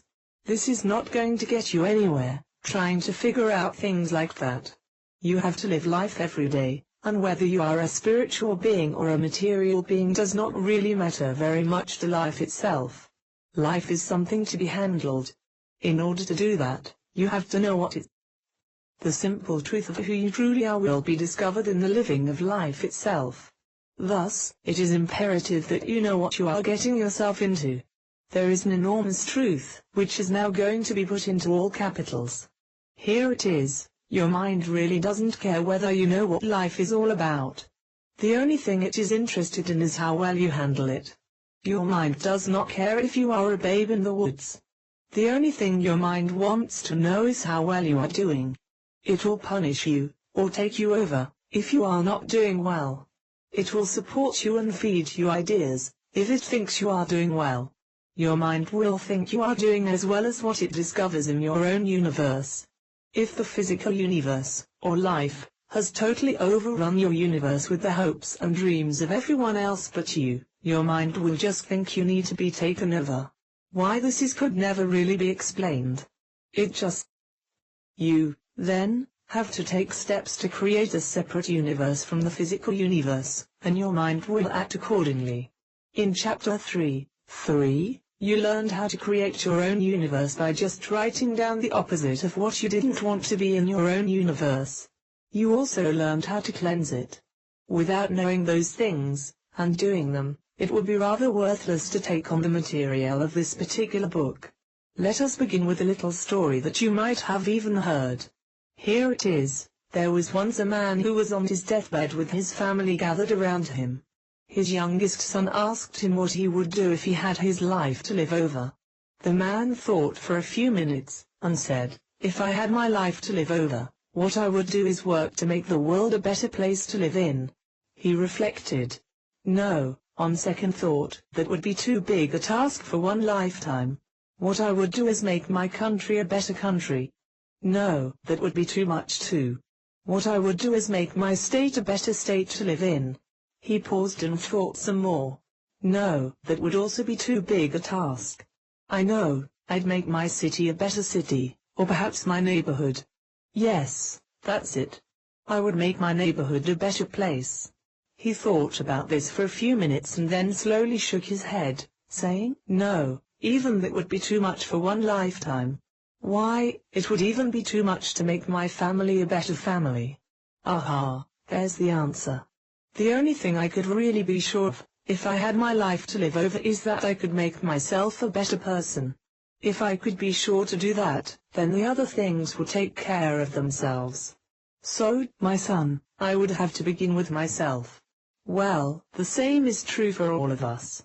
All changes must begin with you. The first thing we must find, if you are to change your life, is what your life is now. Chapter 4, Exercise 1. It has been said that life is a stage, and the people its players. On any stage, there are stage props. Write down a complete list of all the stage props in your life. This is simpler than it sounds. Get yourself a clean sheet of lined or unlined paper. Draw a line down the center from the top to the bottom. On the left-hand side, make a complete list of every single thing that you have along with your description of that thing.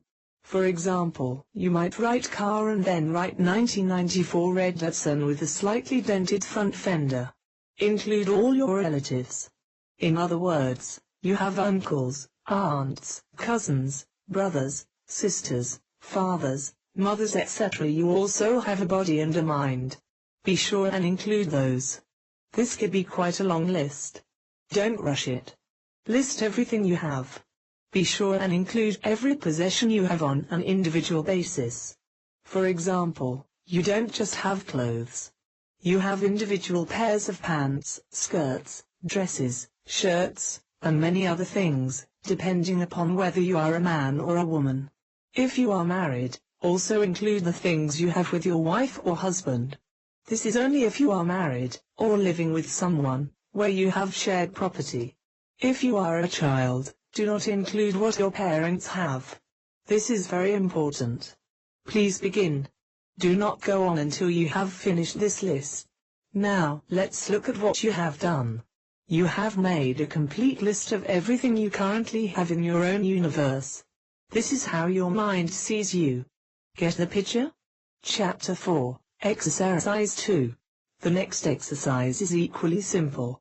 Make a complete list of everything you do. Include everything you do, on an individual basis. Include things like driving, eating, sleeping, working, playing, etc. Once again, include everything you do. Do not go on until you have completed this list. Once again, let us look at what you have done. You have made a complete list of everything you do. This is how your mind sees you. This is what is now in your own universe, as seen by your mind. Do you feel you might be being judged? Chapter 4, Exercise 3. The next exercise is equally simple. This one will require little more than you looking at all of the things you are. You might call these your roles. That is how your mind sees them. Just go ahead now, and on a similar sheet of paper, with the line down the center, top to bottom, make a complete list of all of your roles. You are a walker, a talker, a television watcher, a moviegoer, an eater, whatever your job is, etc. The skill level of all that you are does not even matter. If you play the piano at all, you are a piano player. If you play tennis at all, you are a tennis player. If you have children, you are a father or a mother. This list can be very long, but it is vital for you to see. Please begin. Do not go on until you have completed this list. Let us look at what you have done. You have just listed all of the roles you currently play on the stage of life. This is what you currently are. This is how your mind sees you. Do you think you might be in need of some changes in your own universe?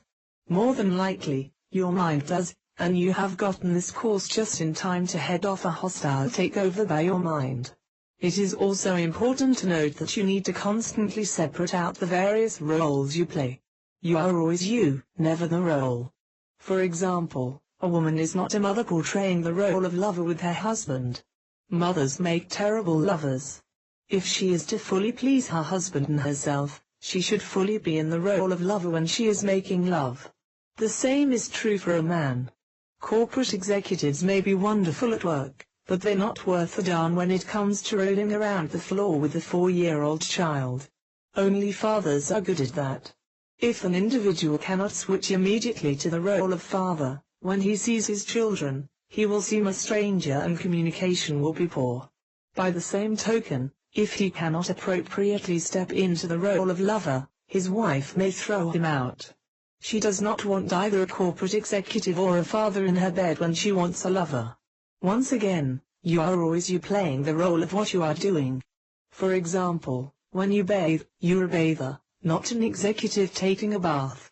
When you walk, you're a walker, and nothing else. Try this. You will discover that you enjoy walking far more. The simple truth is that everybody has this feeling that they would like to be somebody else. Yet, they never realize that they are literally somebody else constantly. They just don't appreciate it, because their mind has never allowed them to notice it. There is an enormous truth here that will be put in all capitals. Here it is, your mind sees you as just you.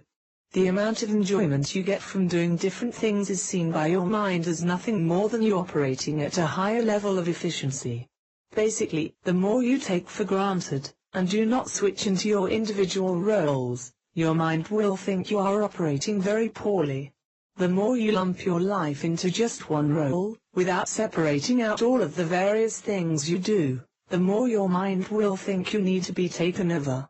We could call this the battle of the ego with your mind. Ego is nothing more than not separating out all of your roles. For example, all bathers are bathers. Yet, the ego would seek to say that some bathers are better than other bathers. The ego is nothing more than individual bodies wanting to be more individual. They select things to do based upon that. Look at dancers on the dance floor. You can practically see ego in motion. All of them are dancers, but you would never know it to look at them. Instead of the enjoyment of the dance, they are more concerned with how they look to the other dancers. This is crazy. Dancers dance. They don't do anything else. This is enough said. That is enough on the ego. The number one thing to remember, regarding that, is that ego is totally automatic. You will be less alive, and less aware, when ego is present. It is another problem that we will go about solving in Chapter 5. For right now, hold on to all of your lists that you have made from Chapter 4. I will show you how to use them in Chapter 5. Do everything you can to be aware of the role you are playing, while you are playing it.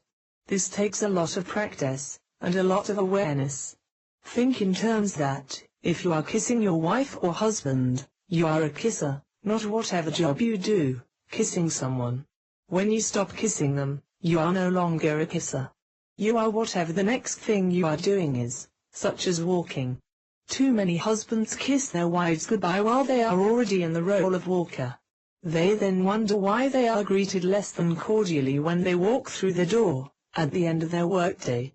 This is only one example. Do you get the picture? All the exercises you have learned up until now will help you greatly in staying more aware for all of your individual roles. Good luck! The 12 areas of life. At this point, I am going to give you some of the most valuable information you will ever have for creating your own universe. As I promised you at the beginning of this book, I was going to tell you what life was made of. This is without all of the emotions and feelings that normally go along with this. Those normally cloud the true understanding of the basics of life. Life is really very simple. It doesn't appear to be, because the emotions and feelings constantly get in the way. You can have those as well, but for right now, let's strip life down to its main parts. It took me years to do this, and I never saw it anywhere else. It seemed to be a vitally needed thing. When you see the list, you may even wonder why you never broke it down yourself. It will seem that simple. It is like a grand recipe, and it has only 12 ingredients. Here they are in all capitals. 1. Transportation of a body. 2. Home or shelter, and the things within. 3. Clothes. 4. Friends and associates or relatives. 5. Eating and food arrangement. 6. Educational advancement. 7. Job or occupation. 8. Hobbies and accomplishments. 9. Money spent, earned, made, or saved, and the amount thereof. 10. Environment, and the world around, whether at peace or at war. 11. Romance, sex, husband, wife, children, the family. 12. Body, and the health thereof, including physical condition. One point to make is that these areas of life have not been listed in the order of importance. You can arrange them any way you want to, but you will find just 12 categories. As you can see, each one of the areas mentioned is separate unto itself. If a person were looking to change his or her life, it would be in one of these areas. This is how you would look at creating your own universe. You are simply taking life as you know it, and creating a better version for your own universe. This is done simply by writing down, in quite a specific way, all of the various things that you would want to have in your own universe.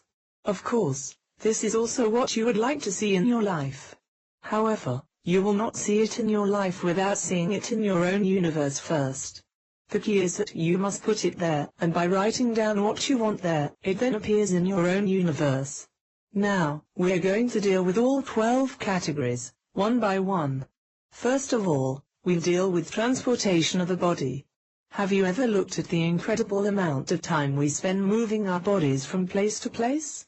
Any changes in this area could involve things like getting a new car or more cars, having your own plane or jet, having a special or unique kind of car. It could also mean having a boat or yacht. It could include horses, ponies, or even a new pair of roller skates. The point is, that if it is your pleasure to have it, then by all means go for it. Second, is home or shelter and the things within. Any changes here could mean a new house or houses, apartments with pools, hot tubs, music rooms, or whatever you choose. Also included would be gardens, circular driveways, and luxurious, spacious rooms. You are the architect of your own life. You make the decisions. Third is clothing. Obviously, changes here would involve new clothes, shoes, jewelry, and even custom-tailored. Fourth is friends and associates. Here, a person may imagine more friends or more positive, success-minded happy friends. You might desire associates who bring you up just by being around. Once again, here is a wide area. You know what you want if you just ask yourself. Fifth, is eating and food arrangement. You may notice that most of us no longer go hunting in the local forest when it is time for our meals. Areas to consider here might include enjoying gourmet meals, being an excellent cook, or eating wonderfully healthy meals which enrich the body in every way. Just ask yourself what would be better than your present arrangement to getting food, and you'll have your answer. Some of you may be totally satisfied with things the way they are. Sixth, is educational advancement. Included in this would also be such things as spiritual and natural enlightenment and progress.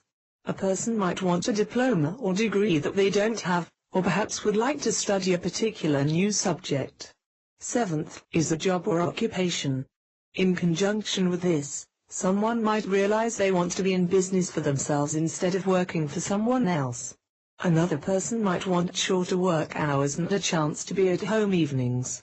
Whatever you want, you should weigh it very carefully, for this is a vitally important area to everyone. One should not be totally security conscious, but should exercise good judgment as well. There is a lot of starving done by people who don't know how to constructively starve. They seem to think that if they starve enough, they'll succeed. That is a fallacy. Careful planning mixed in with the magic of this course is what it takes.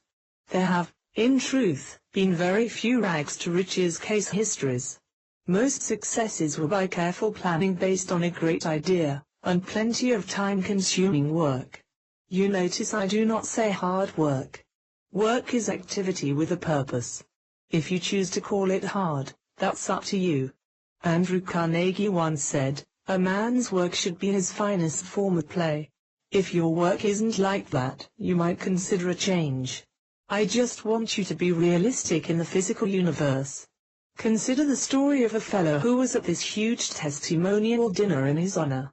Well, they called him to the platform and he said these words, "My friends, I am deeply honored that you saw fit to honor me this evening.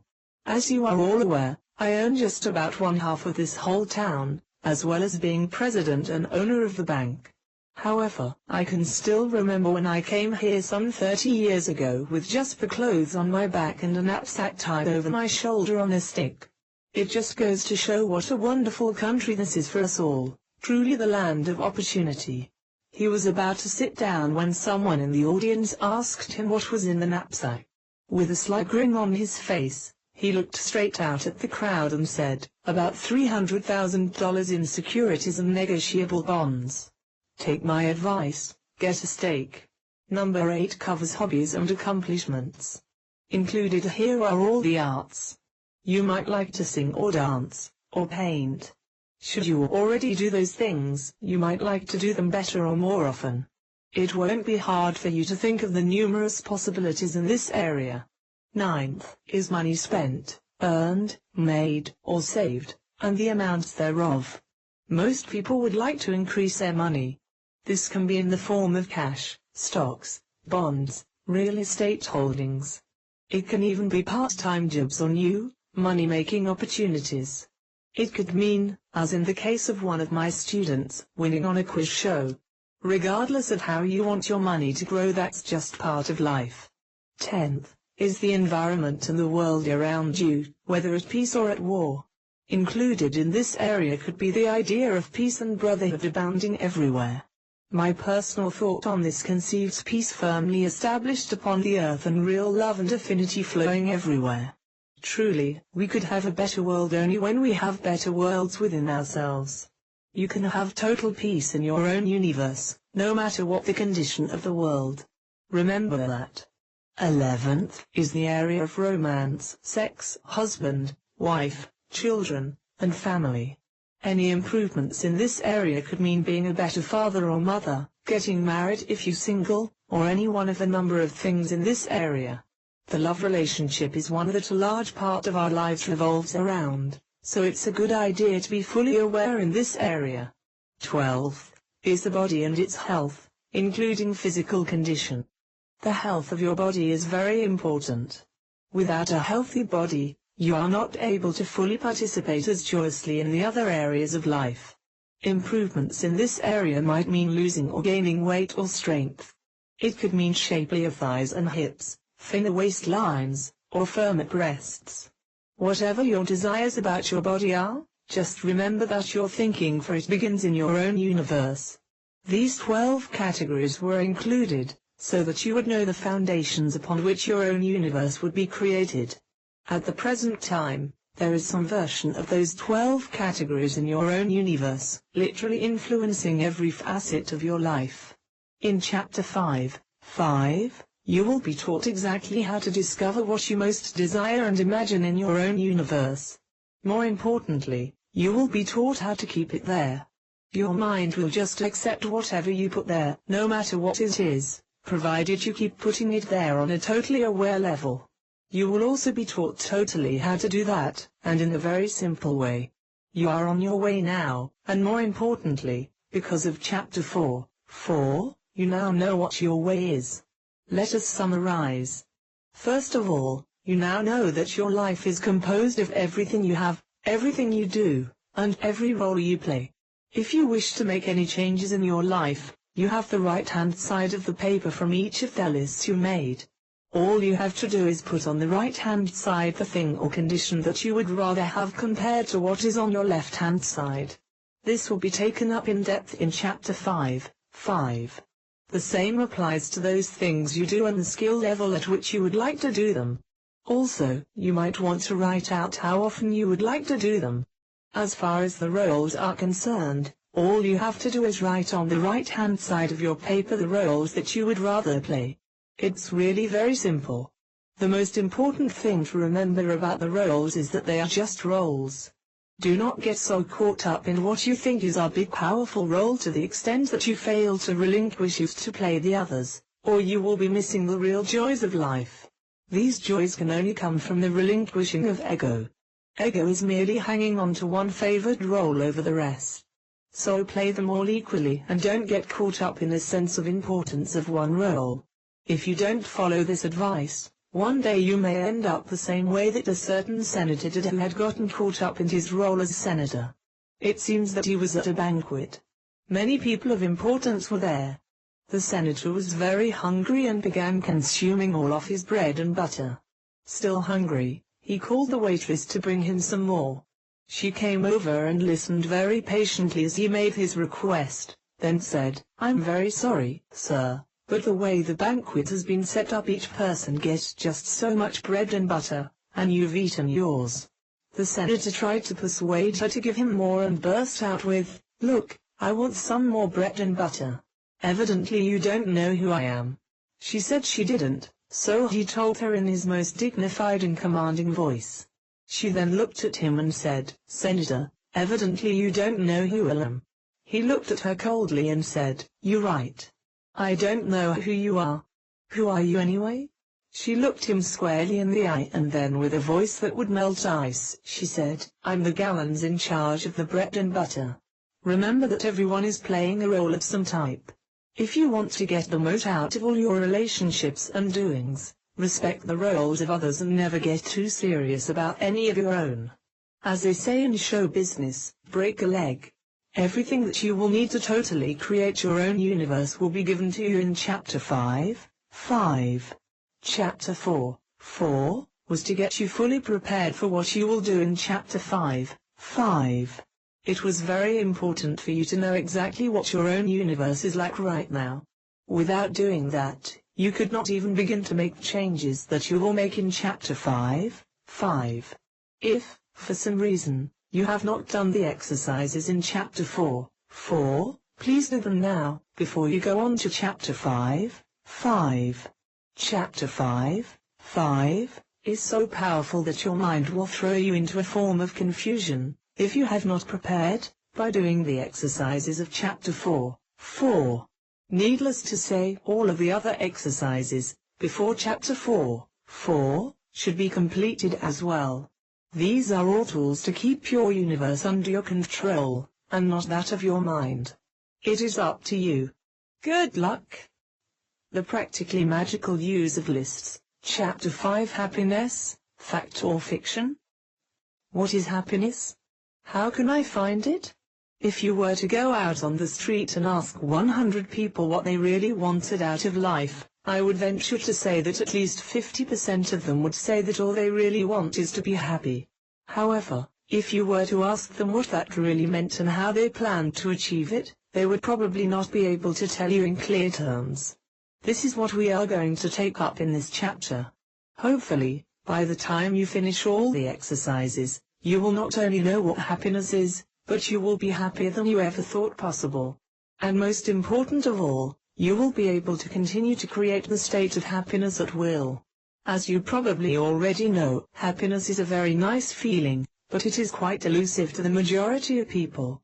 That's because life has a way of constantly reminding them of certain things they are unhappy about. We could call these fears or worries. However, these fears or worries have a way of triggering us off and preventing us from having the happiness we might otherwise have. It's almost as if happiness might be our reward for controlling our thoughts, but it's hard not to let them affect us, isn't it? Just when we think that things are really going great, something from out of our past rears up and says, "Hey, do you remember what happened before? Do you want that to happen again?"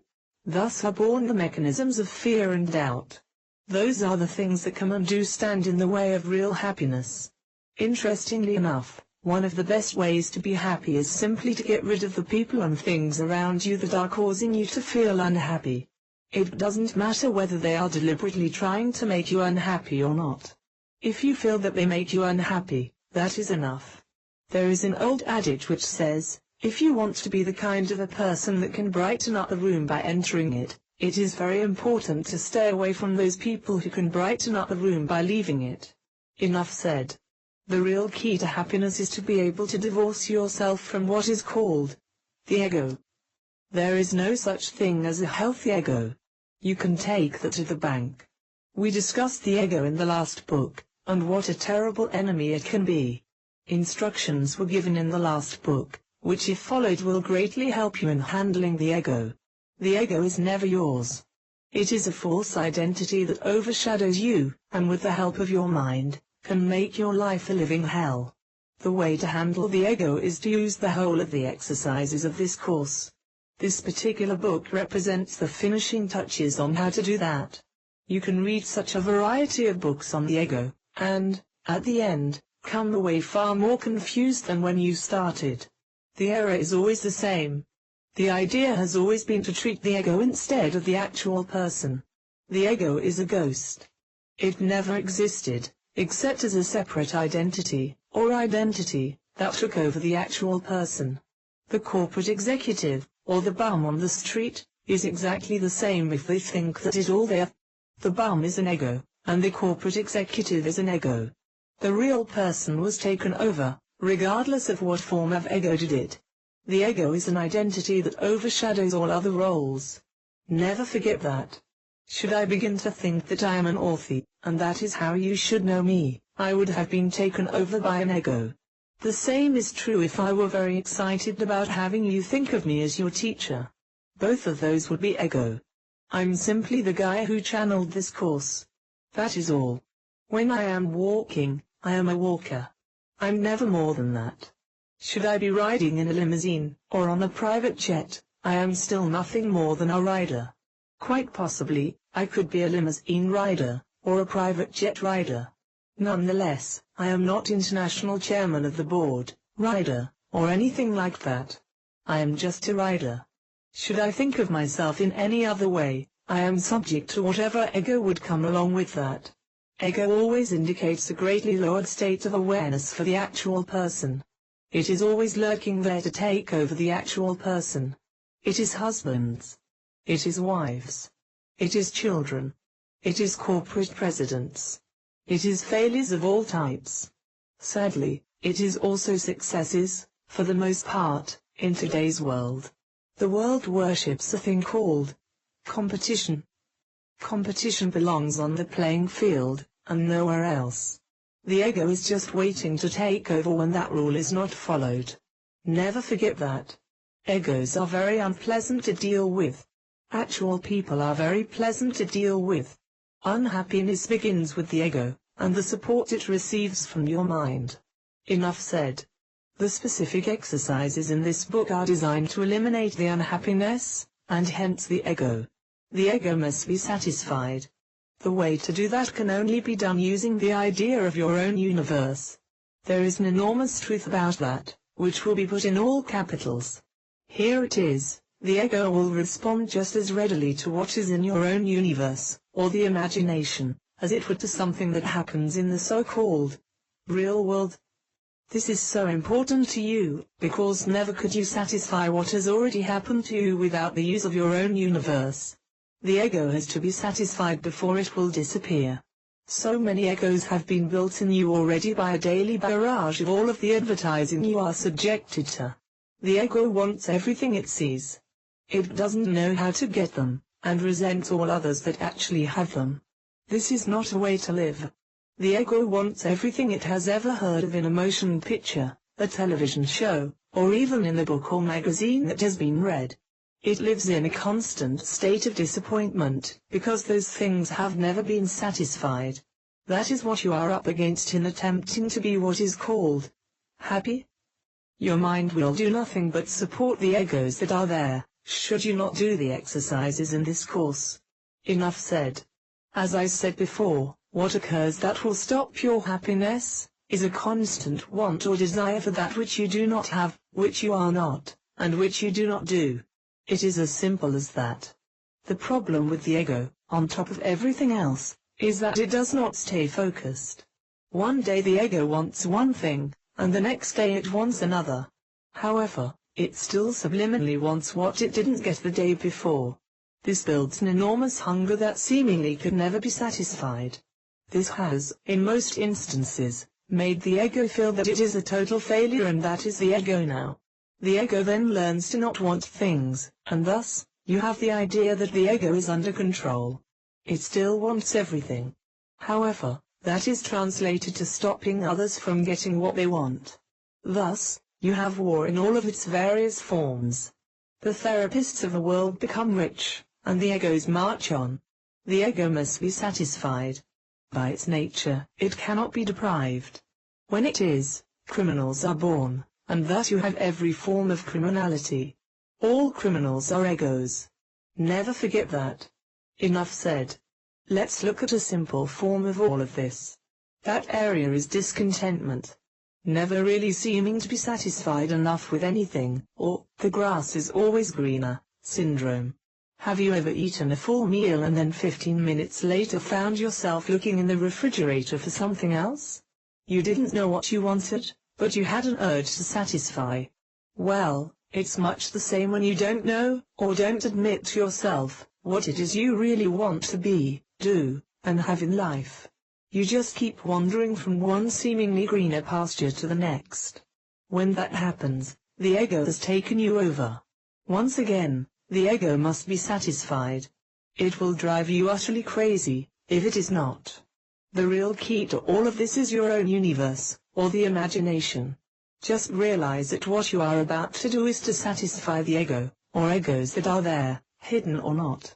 Let us begin. The lists that you created in the previous book will serve you very well now. The real key is that you probably already have a version of what would satisfy the ego. Should you not have done those lists, you will not be able to go on until you do. I could have you write a complete list of everything, That were you to have it, it would make you happy. The same could be done with everything, that should you be able to do it, you would be happy. Additionally, the same could be done with everything, that should you be able to be it, it would make you happy. Yes, I could do that. However, you would have extreme difficulty with that. Also, it would probably be just another version of what is already on your lists, of what you already have, what you already do, and what you already are. Should you be able to think of something that is not on those lists, that you actually do not have, are, or do, you can feel free to add it to whatever list is appropriate. You can be as creative as you like. In most instances, this will be the shortest part of your list. You could include exotic vacations or something like that. The reason for doing it this way is because your mind will totally fight what would make you feel happy, unless you approach it in the following way. You have much more creativity than you ever even dreamed possible. Let us take the first item on your have list. This is the easiest to do. The ego always wants the best. That should be written on your walls in the largest letters with which it could be written. That is what you have to satisfy. You can bypass all of the daily wanting, the sighing, and anything else that comes forth from the disappointment of not having what you are presented with by the advertisers. This is the most important list in satisfying the ego. Your mind will just go along with it. The reason is not even available. It just will. Chapter 5, Exercise 1. Get yourself a clean sheet of paper. On that clean sheet of paper, write the first item on your have list. You are ready for some fun now. You will be amazed at what comes forth. There is a form of a question that you will keep asking yourself, over and over again. It cost me thousands and thousands of dollars to discover this question. It cost me more than half of my adult life to discover this question. I also feel that I am the only one who was ever exposed to the question who realized its true value.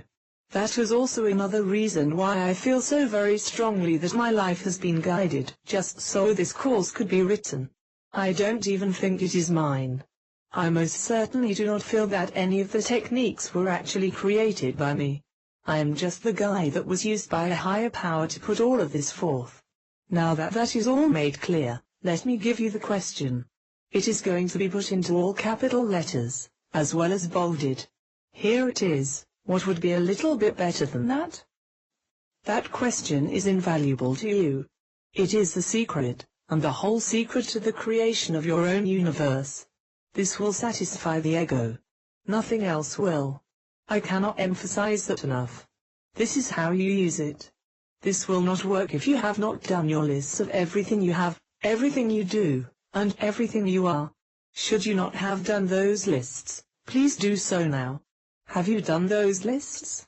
It's up to you. I spent a large amount of my life constantly simplifying this book and the exercises in it. I am now convinced it cannot be made any simpler. The reason I say that is because most books, and even courses, are just filled with immense amounts of things to read. This book is not for reading. It is for doing. That is why it is so short. Without doing the exercises, you will have wasted your money. This is the most valuable book you could ever read, but only if you do the exercises. Have you done those lists? I will assume that you have. We will now take the first item on your have list, and begin your fun. After you have written that item on a separate sheet of paper, just ask yourself the magic question. What would be a little bit better than that? When the answer comes to you, write it directly beneath the first item that you wrote. Then, ask yourself the magic question again. When the answer comes, write it directly beneath the previous thing you wrote. Keep doing this, over and over again, until you have come to the point where nothing would be better. You then take what you have written, and put it on the right-hand side of your have list. You then take the second item on your have list, and do the same thing, but on a clean sheet of paper. It is vital not to use the same sheet you used for the first item on your list. You don't even want to see those other things that it took to get you to the thing that couldn't be any better. In fact, I would recommend that you throw that piece of paper away. This lets you start fresh with each new item. By doing this, The items on the right-hand side become what you put in your own universe.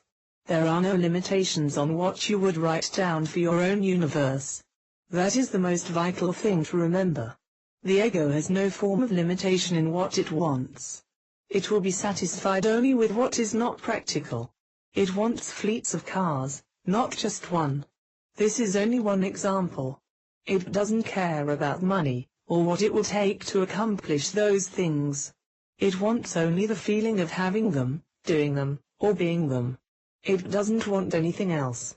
Your own universe is the only place all of that can be satisfied. This is the great secret of all secrets in achieving happiness. Never forget that. By having these things written down, the ego will finally be satisfied. When it is satisfied, it will start to vanish. The only reason it lived was to be satisfied. Your own universe will do that. Enough said. The secret to doing all of this is just to take all of those items on your lists, and keep extending them out until you have whatever it takes, so that you feel that nothing could be better.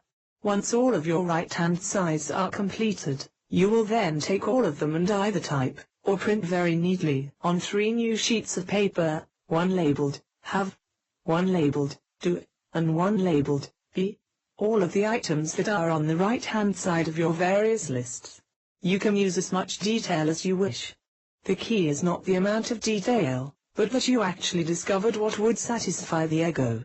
Everything on the completed lists now goes into your own universe, just by the simple act of you writing those things down on those 3 separate sheets of paper.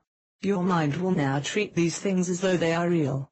Should you like, you can even record these things onto a tape, in your own voice, and listen to it as often as you like. It is very important to not do any form of an exercise with this tape. Your mind will fight you like a tiger, if you do. It is sufficient for your mind, and for the ego that these things are just written down. The recording just makes it a little easier for the ego and your mind to get the feelings they are looking for from those things on your lists. Feel free to add anything additional that comes to you from time to time. It is very important that you use the magic question on each new thing that comes up. Otherwise, the ego will rear its ugly head once again. No matter what it is, the ego always wants the best. It does not care what you want or what would be considered true values. It wants only what it wants. It doesn't care about love, except to be loved. It doesn't believe in doing anything for anyone else, without getting something better in return. However, most of all, the ego wants what it cannot have, what it cannot do, and what it cannot be. As a result, the key is that, in your own universe, there is nothing that cannot be had, nothing that cannot be done, and no role that cannot be played. Your mind will now support you instead of the ego. It will literally start reaching out to discover how to make all of those things you have written come true. You could literally expect a flood of ideas. You don't have to use them, but chances are they will become available. Your mind treats your universe just like it treats the real world. Your universe is not imaginary to your mind. You will enjoy the feeling of having all of those things in your own universe. This enjoyment will come from the contentment of having the ego under control. This is the beginning of happiness. The key to real happiness is to not want for anything, or to have that feeling. It is within you to be happy. It is not fiction, but a genuine fact. The only thing that will keep you from that happiness is the ego. By having your lists, you will be able to look at all other people, and just see that they have lives as well. No longer will their lives appear better than yours, less than yours, or any such evaluation. Having the ego handled takes away the jealousy, or the unfairness that constantly comes up from comparing your life to others. Use your lists often. Listen to your tape often. This will give you the control of the egos and their eventual disappearance. The more you use these lists as a part of your regular day, the happier you will be. Just consider that all those things are yours. Just keep doing that, over and over again, but not as any form of an exercise. The key here would be another magic question. It is simply, what if? Just keep doing that with each item on your lists, and it will get automatic, after a while. Each time the feeling appears of what it would be like if you had those things, did those things, or with those things, capture that feeling, and just carry it with you. There is happiness in those feelings, because the egos are fading away. You can then begin to just enjoy the things that just come up in daily life. This has all been in capitals, just so you would see its importance. The Practically Magical Use of Lists, Chapter 6 Talk. Up until now in this book, you have covered many areas of understanding and experience, and completed all the exercises. Or you may be starting with this chapter first, as I suggested in the introduction. Everything that is contained in the first 5 chapters is condensed and presented here in this chapter, in the final formula. This chapter is the explanation of the complete formula, which is currently called Talk. If you learned this formula, and only this formula, if you only did this chapter and never read the rest of the book, you would essentially get it all right here. Doing all the other exercises is extremely valuable. The synergistic effect of doing all those exercises, and then coming here and doing the complete condensed formula, is spectacular. You can run the formula you are about to learn on paper, just as you did the previous exercises on paper. However, this formula expands your abilities into the verbal modality of your brain. This formula can be done verbally, and mentally. You can speak it out loud, or use it internally. When you order a Talk session, then it is usually done verbally, in person or on the phone. Doing the session with someone who has trained to offer it, in about 40 minutes you can learn the whole formula, or improve the depth of what you learn here. I am going to show you now how to do it. I highly recommend that you call or write me and try doing the session with me, after you learn how to do it here. Let's begin. This is Talk. It took me 16 years, including the time I took to learn and practice all the other exercises, and much more, to develop this simple technology. You can write it, or you can talk, or you can think it. It is super effective, for bringing you into the present moment, freeing you from your mind, bringing you alive, solving any problem or condition, improving anything, and helping you greatly to materialize what you desire and imagine. In fact, I have experienced this to be so powerful, that I have likened it to having the power to walk through a brick wall. Anything that stops you from materializing what you desire or imagine, or stops you from being who you are, will melt when you use this formula, and the true light of your being can shine through. I first envisioned doing this session 18 years ago. It is 2004 at this writing, and only now am I presenting how to do it in writing for the first time. Especially if you have done all the exercises that are available to build up your ability to use the formula, I expect that you will get many results using Talk. I am now going to show you how to do Talk on your own. You can also order a personal Talk session with me. The Talk session that can be done over the phone, or in person, you can do that only one time, without ever having done any of the other exercises, and get a potent effect. In that one session you can learn how to do this for the rest of your life. However, the other exercises and the stories in the ebook make using this formula much more complete. It is very easy and simple to apply once you know how. The way that you feel, and the results you achieve, will prove its effectiveness. We are going to apply the formula to the 12 areas of life. 1. Transportation of a body. 2. Home or shelter, and the things within. 3. Clothes. 4.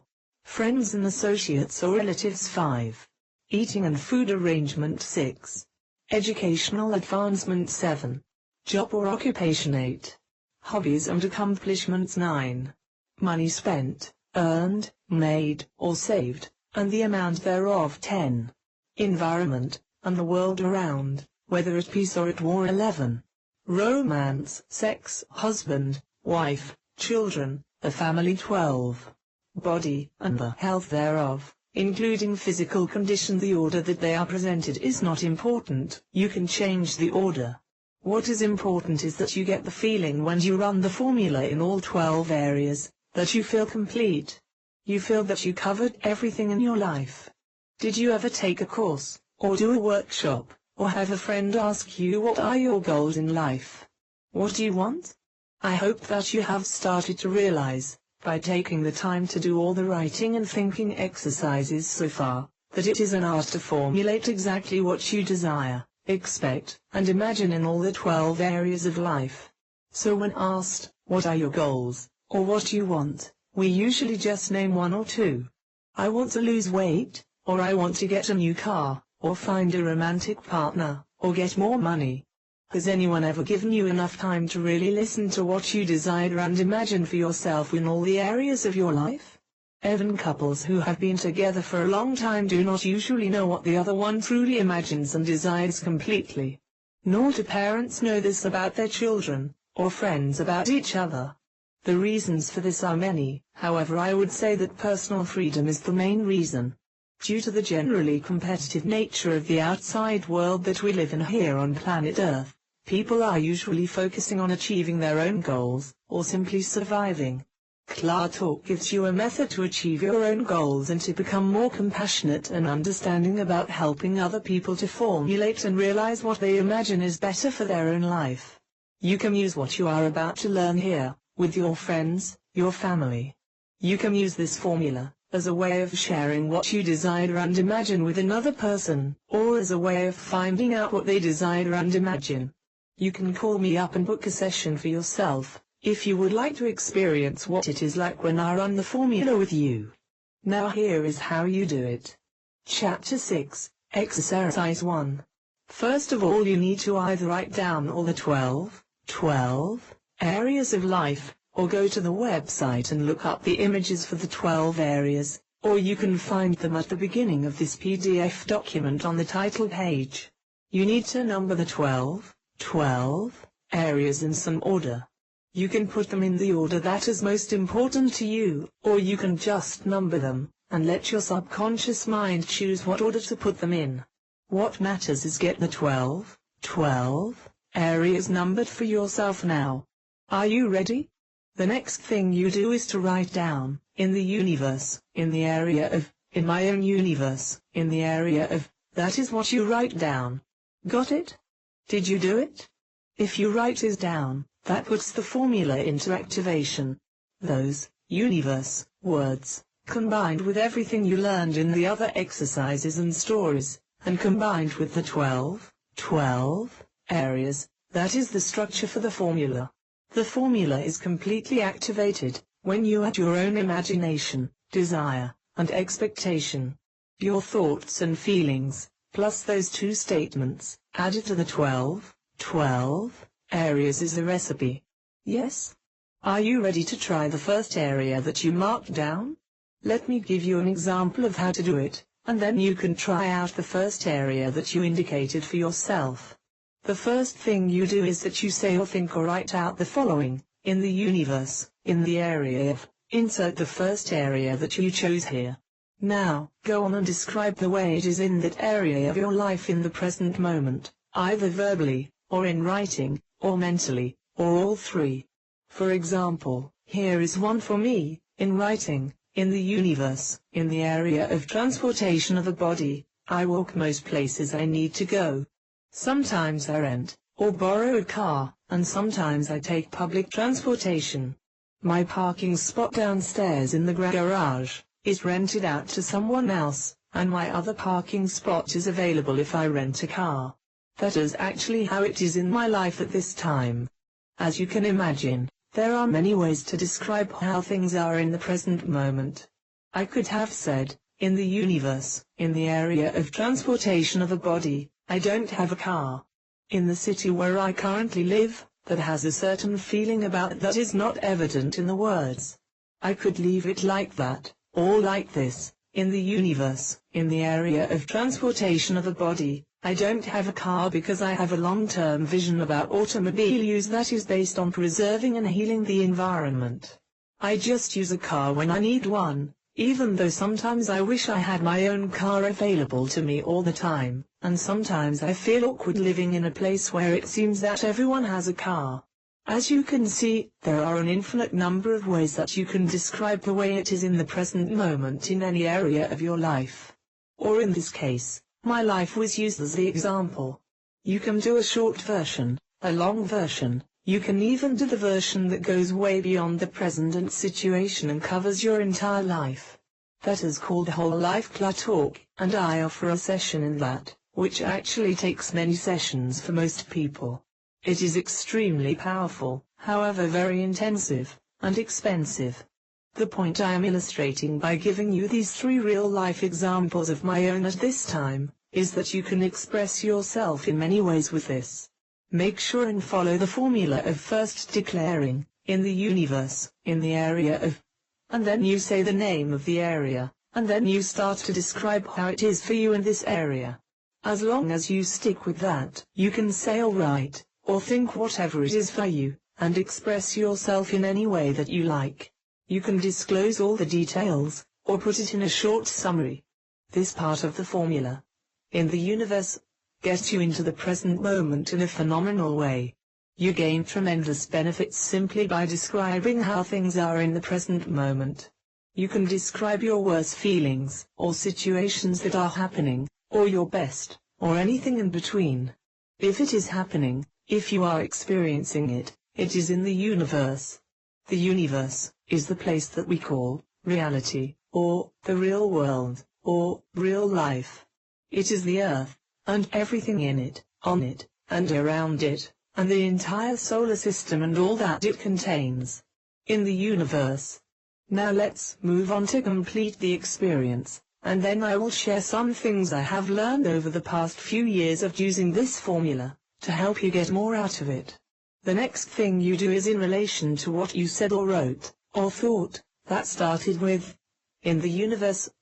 Let's take the second thing I came up with for myself. In the universe, in the area of transportation of a body, I don't have a car. Now what I do is write, or say, or think, in my own universe, in the area of transportation of a body. Then I write or say or think what I imagine is better than what I have in the universe. Here goes. In my own universe, in the area of transportation of a body, I always have the best form of transportation for the situation. Notice how that is done? I declare in the present moment that I am, in my own universe, and I put forth what I imagine, in the present moment. I express my desire in my own universe. Now that is the basic structure. That is how it works. That is so powerful, that if you try it for yourself now, you can experience what I'm telling you about. Chapter 6, Exercise 2. Let's review your work in Chapter 6 so far. You should already have chosen which area you are starting with, and have the 12 areas in front of you. You should have written on paper, and said aloud or mentally. In the universe, in the area of, and, in my own universe in the area of. You should have written out, the way it is for you, in the universe, in the area of. Whatever your first area is. Did you accomplish all that? Excellent. Now on the piece of paper underneath where you wrote your statement about the way it is in the universe in the area of, write the way that you desire and imagine that it is in your own universe. Did you do that? Great. Now you have done it. You should have the first area complete, in the universe, in the area of, and in your own universe in the area of. When you are in your own universe, stay in the present moment and imagine and declare it as a present moment reality in your own universe. This exercise should make you feel balanced and it sets forth your materialization. What you declare, in your own universe, often finds its way into the universe. For example, I wrote my declaration about the area of transportation of the body, a few days ago. Since that time, I have already received a free airline ticket, plus a $34 travel voucher, a super low exchange fee on my ticket, great service at the ticket counter, no line, and a travel schedule better than the one I planned, literally appeared before my eyes. I love this technology, because I get results. Now you should have your first area written up. Referring back to my personal example, clear of all the description that I have written to help you do this, you have the actual talk, which is simply as follows. In the universe, in the area of transportation of a body, I don't have a car. In my own universe, in the area of transportation of a body, I always have the best form of transportation for the situation. You go through all the 12 areas like that. All in one session if possible the first time, as that gives you the whole and complete effect. Now you know how to do it on your own. After doing it on your own you can do individual areas or use the ClaTalk technology in any way that you like. You can also call me and arrange to book a ClaTalk session with me and I will run you through the entire 12 areas along with giving you personal assistance. It is balanced to do all the areas in one session at least once at the beginning. The next exercise guides you to do this. Chapter 6, Exercise 3. Now set aside some time, about an hour, and working in the order that you numbered the 12 areas. Move through them one by one at your own pace, either verbally, or in writing, and do each area in the universe, and then, in your own universe. It is very important, for the first time to do all 12 areas in one session. This gives a holistic effect that is essential for the full experience. You have everything you need to do this session for yourself, so go ahead when you are ready and enjoy the results. This is the full and complete life transformation formula. Your life will improve in many ways, from this one session, and you can use what you experience and learn by doing this, for the rest of your life. Enjoy. If you need any assistance at all to do this session, you can call me up and book a session with me, and I will take you through the whole session verbally on the phone, or in person if we can get together. We can even do it over internet chat. Check my website for the current ClaTalk fee, and to order the session, or call me, or send me an email to book your session. Click here for my contact info. Some important considerations about the formula. Now that you have completed all the exercises leading up to the final formula, and you have completed doing the ClaTalk for yourself, I want to share with you some of the things that I have discovered are very important to make this work well. I understand that some of you will be reading this first, before trying out the preliminary exercises in chapters 1-5. That is just fine. It can be helpful to review this section before trying the exercises, or afterwards.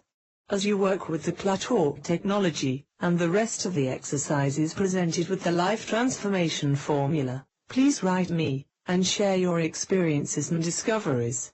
This is an ongoing research project that can always be improved. What can be better than this? Here are some of my notes from the last few years of doing this myself and sharing it with others. Be in the present moment. When people get into their own universe in the ClaTalk, one of the most common things that happens at first, is that they use words like will, could, would, or in other words take themselves out of the present moment. In a version of my real example, in my own universe, in the area of transportation of a body, I always have the best form of transportation for the situation. Now often I have heard people say our version something like this, in my own universe, in the area of transportation of a body, I would have the best form of transportation for the situation. Can you feel how the word would takes away from the power of the total feeling? In your own universe, everything is best if it is now. The present moment is the place to be.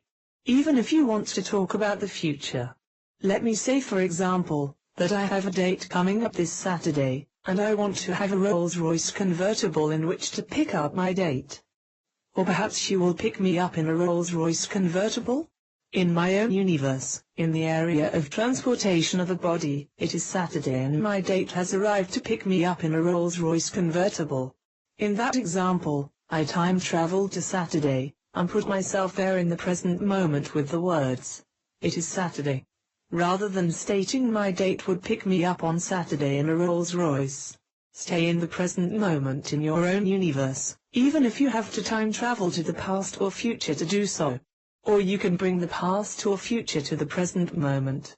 Let's use a heavy-duty example to make this more clear, and to show you that you can use this on anything at all no matter what.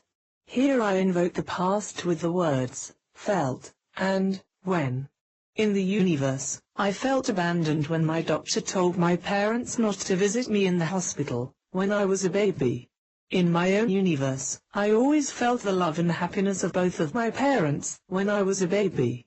And even more powerful, In my own universe, I am feeling the constant love and happiness of both of my parents. Now of course, that all really happened in the past. So it seems appropriate to use past tense language. However, for the purposes of doing talk and making your life be the best that you desire, expect, and imagine it to be in the present moment, like this. In the universe, I am a baby not yet 1 year old. I am abandoned in the hospital and I do not know where my parents are. I feel terrible pain. In my own universe, I am a baby not yet 1 year old. I'm safe at home feeling true love and happiness from both of my parents. Does that version feel more clear than the first version? It does to me. And that version is much more powerful for manifestation. Does that example give you some idea of how to stay in the present moment? Excellent. There is nothing about talk that you absolutely must do. You can try out whatever you want. I'm sharing with you what I have experienced works so that you can start from a place of quality to do your own experiments with the life transformation formula, or talk, as I often call it. Area jumping and area crossover. Here is an example of something that you can try yourself.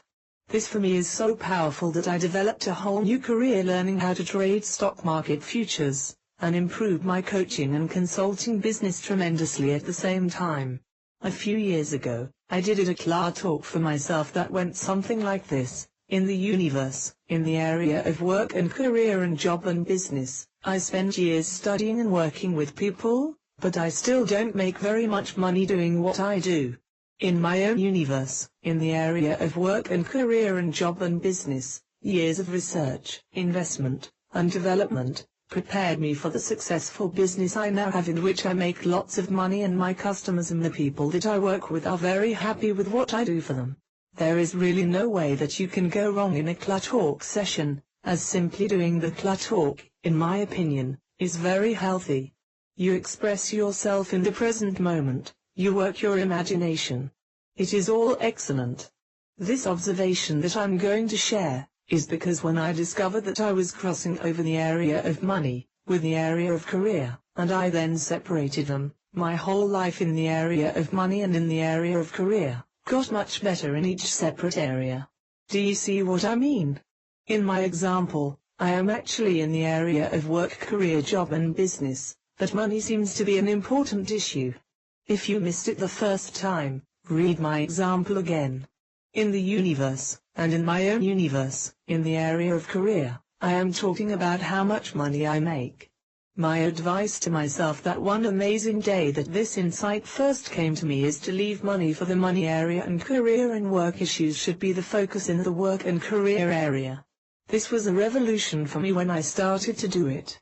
I realized I was crossing over the area of money and the area of career, work, job and business. From then on, I keep them separate, such as I am able to, when I do my own talk for myself. Another example of two areas that people I have worked with commonly cross over, is food, and body health and condition. I hear people say something like, in the universe, I eat a lot of junk food. In my own universe, I eat only healthy foods. That is a legitimate way of working with that. To make it even more effective, I coach that person to take the health issues out of the food area, and put the health issues in the body and health area. Doing so, it is amazing how the talk becomes more clear and potent in each area for the person. Area crossover is something you can watch out for in your own talk. When you catch yourself doing it, separate the two areas, and you do them one at a time. In my own universe, you really enjoy the results of doing that. Area jumping is a couple of words I use to describe my experience of one way to handle a crossover. In my example of crossing over career and money, I catch myself doing it, and then notice that I put money into the career area. I then stop doing the career area, address the money issue in the money area, and then jump back into career. Like this, in the universe, in the area of work and career and job and business, I have spent years studying and working with people, but I still don't make very much money doing what I do. I notice that I have crossed the two areas, so I now start a new one with money, and leave the career business work job area aside for a moment while I complete the separate money area, like this. In the universe, I don't make much money. In my own universe, I have a great cash flow that far exceeds all my expenses. Now I jump back to completing the career and work area. In my own universe, in the area of work and career and job and business, all the years of research and development have put me in a great position. I really enjoy the work that I do with other people, and I have some great business activities of my own that I love to spend my time involved with. I really enjoy the work that I do. I think you will enjoy the results of clearing up area crossover. You can see that I started with work and career and job and business area. Notice that I crossed over the money area, then I jumped out of career, and into my own universe in the area of money to finish up the money issue that came up. Next I carried on and finished the career area. Wishing in the universe. I discovered by my own experience, that wishing, wanting, desiring, fantasizing, and daydreaming, in the universe, can have difficult consequences. I do not recommend that you try it for yourself. I do recommend that you try what I experienced is much happier and more relaxing for your life. For example, I find myself wishing, I wish I had someone to go out with tonight, but here I am stuck at home alone. I do better by noticing what is really happening in my real life. I ground myself in reality, and then from there I move my wish into my own universe where it has more potency, like this. In the universe, I am at home alone tonight and I have no plans to go out with anyone. I don't know anyone that I would like to go out with tonight who would like to go out with me.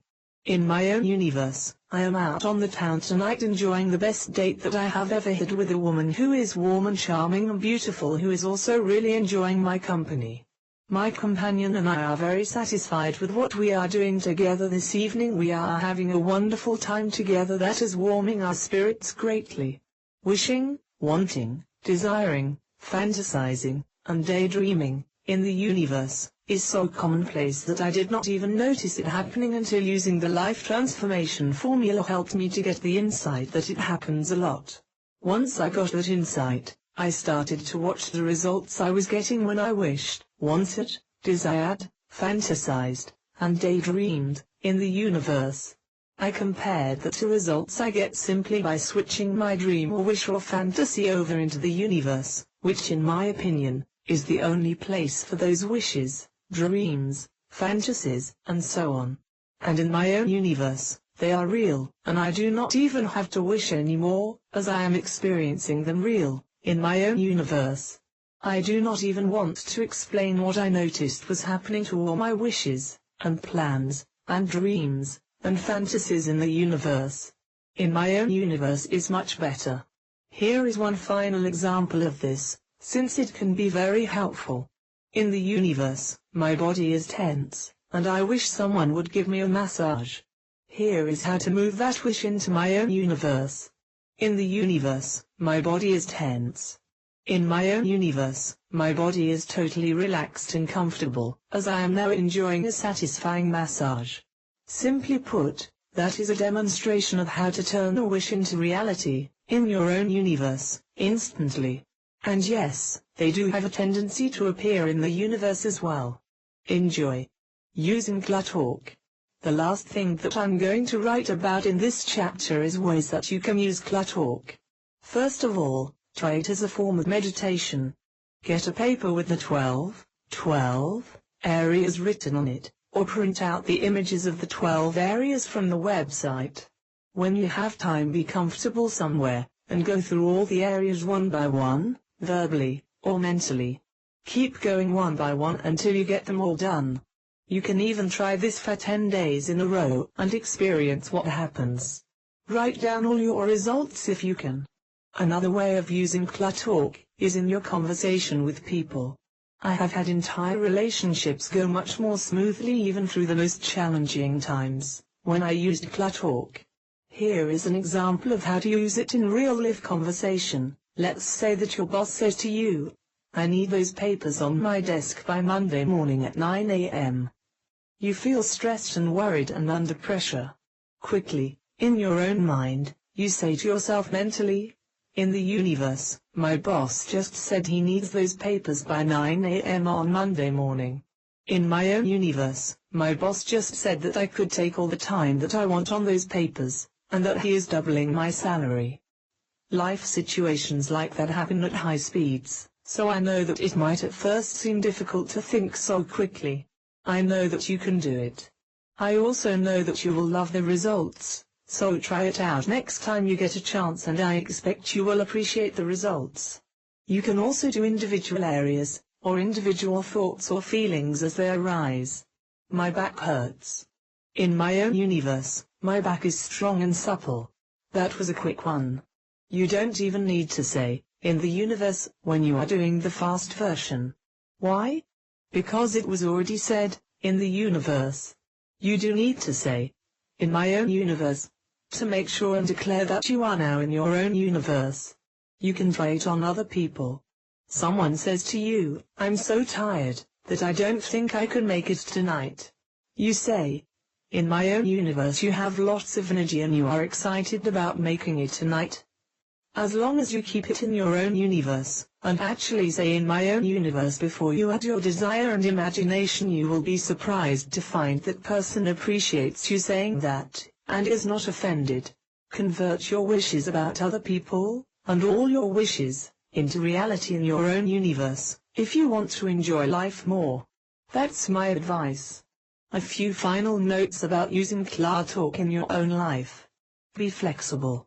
I developed the language, in the universe, and, in my own universe, because I observed those were the supremely potent words that most accurately describe those two places for what they actually are. However, the universe is also frequently called the real world, real life, ordinary life, reality, the way it is, and other terms. Your own universe is also known as your imagination, your dreams, and your own fantasy world. You use the words and language that works for you. I have shared with you what many years of research and development has shown me is the best. Of course, by now, we can both ask, what would be better than that? When you find out, let me know. When I find out, I will do my best to share what I discover. In the meantime, enjoy applying the Cluttalk formula and everything else that you have learned, to get great results in your own life today and every day and night. The Practically Magical Use of Lists, Chapter 7, Materializing Results. From the very first exercise in this book you are getting results. The first result you realize is the feeling and insights that come to you immediately upon doing the exercise. All of the exercises in the book have the capacity for both subtle and more obvious results. You do improve your life as you work through the exercises. Tracking your results is an advanced exercise. You experience the improvements in all areas of your life simply by having them, doing them, or being them.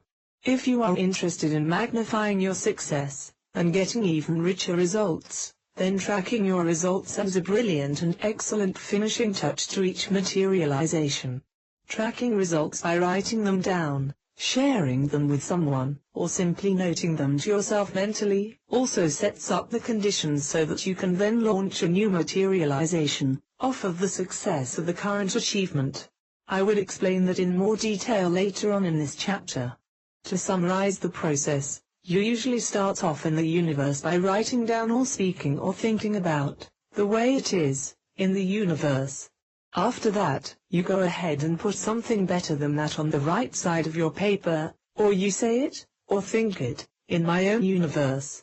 Once you have stated both sides on the paper, or both universes, verbally or mentally, then the materialization process begins to unfold. Tracking the seed of your desire, expectation, and imagination to full growth and materialization is an advanced technique. It is written about here for those who are interested in the amazing additional power and skill that you can achieve and enjoy by tracking your results. It's not at all essential, as results are going to happen whether you track them or not. If you track them, everything improves for several reasons. First of all, you are finishing the process consciously. Secondly, if you have an attitude of gratitude about your results, that opens the door for much more. Third, Tracking your results shows you consciously that the work that you are doing with this formula is worth the time and energy and everything else that you invest to get the results that you desire and imagine.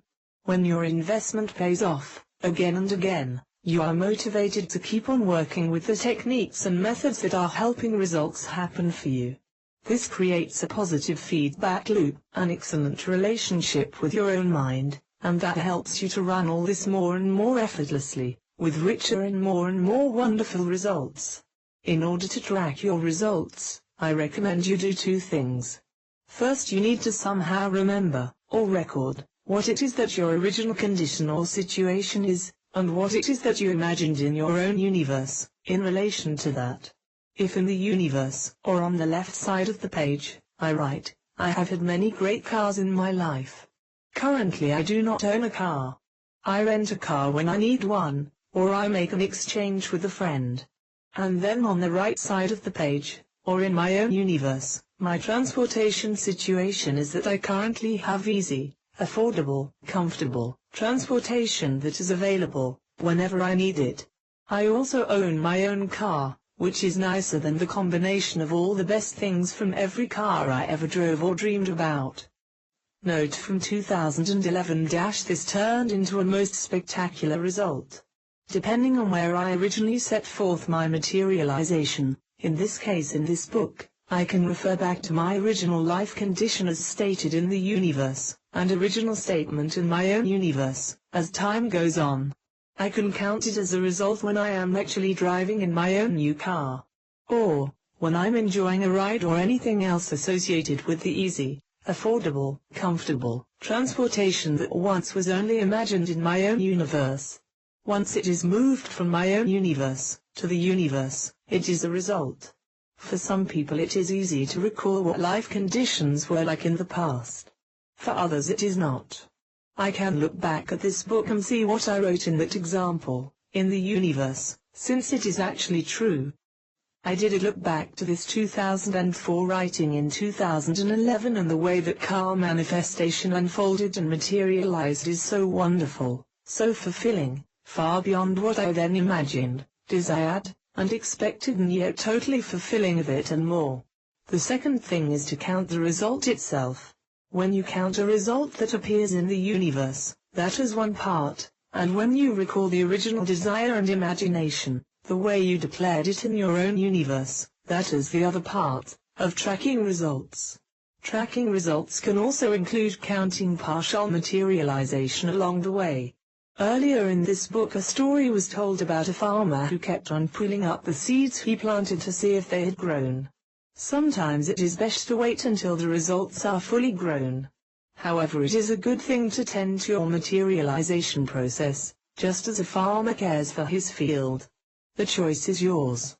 Methods of counting results. I have heard of people who make the left-right lists, and they keep the right sides. You put them away in a drawer, or file them in a folder. Later you go back and read them again, and see how many of them have transformed from your own universe into the universe. Having an attitude of appreciation is a powerful component of counting your results. Whenever you notice in the universe that you now have, or are doing, or being, something that once was only in your own universe, then find some way to give thanks. Feel appreciative about your results. Feel how you feel about your own results. Here is an example. I declare that in the universe I am living alone, and I spend most of my time alone, or working with people. In my own universe, I have a wonderful romantic life partner that I spend quality time with, and I have rewarding loving friendships and associations that I enjoy being with in many ways. Sometime after I declare all that, I find that my life circumstances have changed, and I am enjoying a pleasant time with my new romantic partner. Well, you would think that I would be very happy that I materialized what I formerly desired and imagined and expected? Yes, I may be. In my observation of using life transformation technology with myself and clients, and friends, here is what often happens. What once was experienced only in our own universe, is now in the universe. We often do not even remember or think about the time when this was only in our own universe. How many things or people or situations are in your life now that once you only dreamed about? You are materializing reality since you were born. Using this technology is about doing it consciously with more elegance than ever before. In the case of my example, I am probably busy enjoying my time with my new romantic partner. I am not thinking about the time when I did not have a romantic partner and spent time alone. The key to counting results in this example is for me to stop for a moment, and either note mentally, write down, or declare verbally, that what was once only in my own universe, is now in the universe. I could say that what I once dreamed is now a reality. Perhaps after our date with my romantic partner, I come home and write in the results journal, or note in some way, that I once was alone, and imagined and desired a romantic partner. And now I just had a date with a romantic partner. That is an example of both tracking and counting my results. Very powerful. Now what would be a little bit better than that? Upon having finished writing in my results journal, I could simply go on with my life, and that would be the full completion of the cycle of materialization. Making written notations like that, you can amaze yourself experiencing consciously how well the life transformation formula and all the exercises work with you to help you to materialize the best of what you desire and imagine and expect. I have recorded many results from myself and other people that work with the life transformation formula. It is astounding how much results. Counting them is the only way to really appreciate how effective this work really is. How effective you are. I will now show you how to take this one step further. First of all, you try what I showed you in my example, for yourself. Chapter 7, Exercise 1. Take a clean sheet of paper. Write down something that is in the universe. In other words, it is in your life now. That is something that once you only desired and imagined, or it was only in your own universe. For example, perhaps you can remember when you are a teenager and you dream of having your own car. Then think of the car you have now, or any car you have had since being a teenager.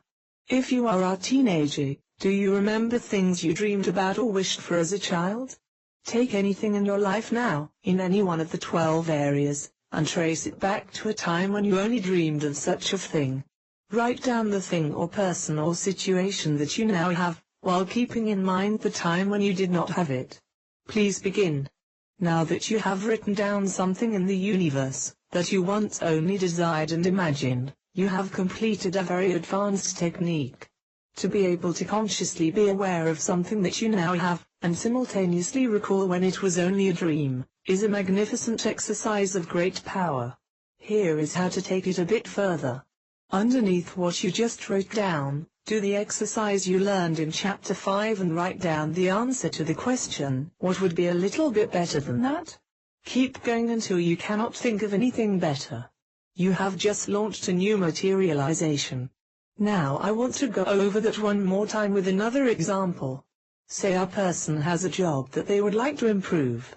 They use the life transformation formula on the situation, and later on they now have a new job that is better. One day after coming home from the new job, this person writes down in their results journal a few notes about the new job, describing the way they mentally recall when they had the old job, and the new job was only something in their own universe. It was a dream.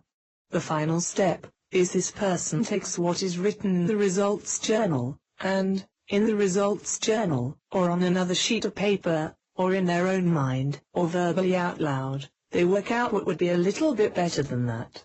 Enjoy!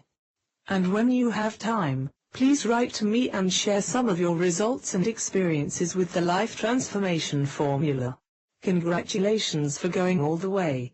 Simply by doing all the exercises in this book you already have transformed your life for the better. Now you can go on using the technology as much as you like, and get more results, or simply enjoy what you have already experienced. It is up to you. It is your life. Enjoy it. Live it fully, in the universe, and in your own universe.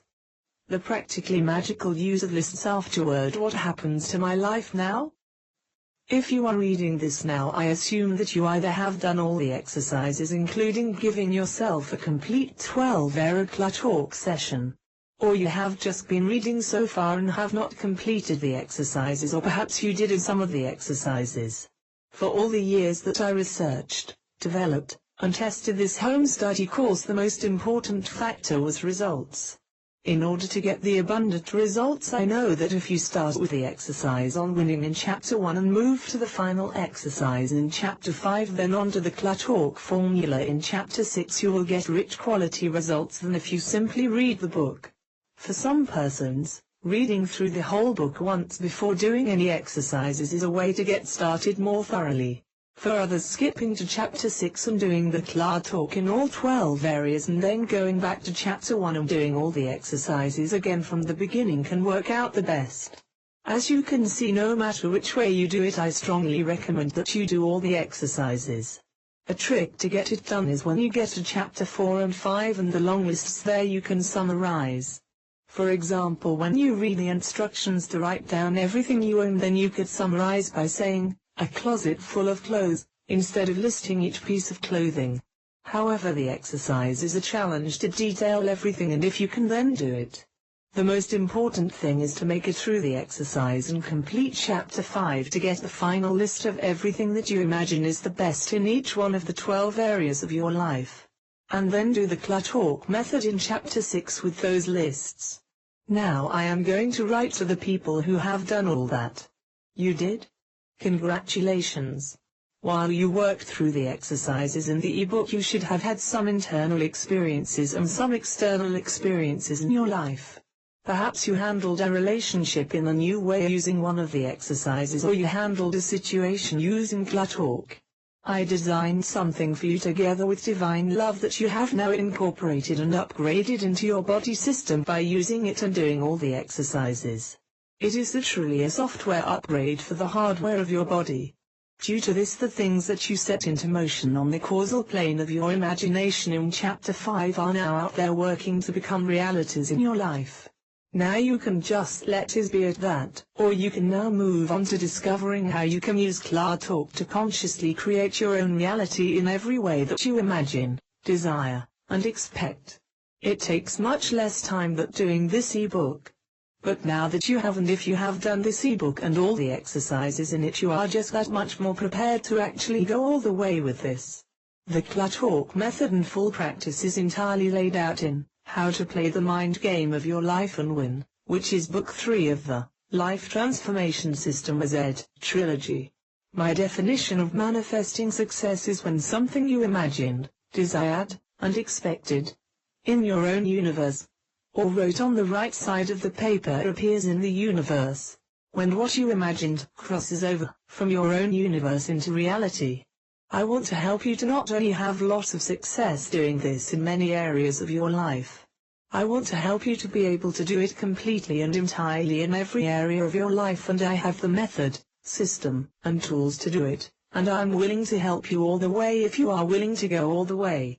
With purely benevolent outcomes for all concerned. With peace and love, with joy, with higher self, with the source of all love, with soul and spirit and actual future self. It is so. JoreJj Elprehzleinn. http://elprehzleinn.com, and all who have participated and contributed for the highest benevolence of all. 5.0 out of 5 stars. Very doable and practical and result-orientated. November 7, 2013 by Sarah Sandu. Format, Kindle edition. Pipe. Amazon verified purchase. The book made me aware of the abundance I have and validated the approaches I was already using to better my life. There is power in knowing you are the controller of your destiny, and the simple act of making lists can be so empowering that it becomes addicting. It makes you want to make a list before you make any kind of decision in your life. I would absolutely use these techniques to also empower my children. Thank you, JoreJj, for writing this book. 4 of 5 people found the following review helpful. 5.0 out of 5 stars. A Transforming to November 16, 2012 by M.W. Ryan. Format, Kindle edition. If you want joy, happiness, wealth in your life, then this unique, amazing material will transform you. It is consists in giving everyone a step-by-step way of transforming your life positively. First class. 1 of 1 people found the following review helpful. 5.0 out of 5 stars. Your life can change easy. November the 24th, 2013 by Elprehzleinn format, Kindle edition pipe Amazon verified purchase. My journey with this book and program started several years ago. It's easy to comprehend and my life changed by following the process. Sometimes, things changed instantly for me. I can't recommend this book enough. If you put it all in practice, it really can change your life. I could give you countless stories of how this changed so many areas in my life. I still use the process and every single time, I have not been disappointed and at many times, things happen exactly as I wanted and I've had to change my intentions because what I thought I wanted wasn't what I wanted at all. But it happened and I did experience all that I desired and am still manifesting whatever I choose. Very simple, but to get results, you have to put it in practice. I'm so grateful for all that JoreJj has opened in my world and sharing all of his ideas. It's been a true blessing and so is he. I have been studying lots and lots of manifesting processes and practices for over 15 years and have tried almost every person's out there that teaches how to manifest. But in truth, I always come back to what I learned from JoreJj. 1 of 1 people found the following review helpful. 5.0 out of 5 stars. Truly transformative. October the 6th, 2013 by Anthony format, Kindle edition. I am a full-time clinical hypnotherapist in Southern California with 16 years experience with transformative manifestation tools, and I have never seen or worked with anything that measures up to the life transformation of JoreJj system. I have manifested a brand new life 3 times using these tools. 1 of 1 people found the following review helpful. 5.0 out of 5 stars. Nothing like anything you've ever seen. October the 3rd, 2013 by Ashley format, Kindle edition pipe Amazon verified purchase. This book and what is in it is your actual tools, missing puzzle pieces, techniques, truth, and everything else that, absolutely nothing else compares to this. The secret, you're still looking for the missing pieces. Looking for something, some way, somehow to bring you to where you truly want to be. This book and anything else Elprehzleinn offers on the sites. You find everything you need to get you where your heart desires in one place, instead of in several places. 1 of 1 people found the following review helpful. 5.0 out of 5 stars. To be used, not just read. October the 3rd, 2013 by JoreJj format, Kindle edition pipe Amazon verified purchase. If you don't just read, but actually use it, you may discover the gems this book contains. The deceivingly simple win lists and clear talk exercises, done till they sink in, promote and increase living like a happy winner in the now, and getting some mastery of one's automatic pilot, monkey, mind.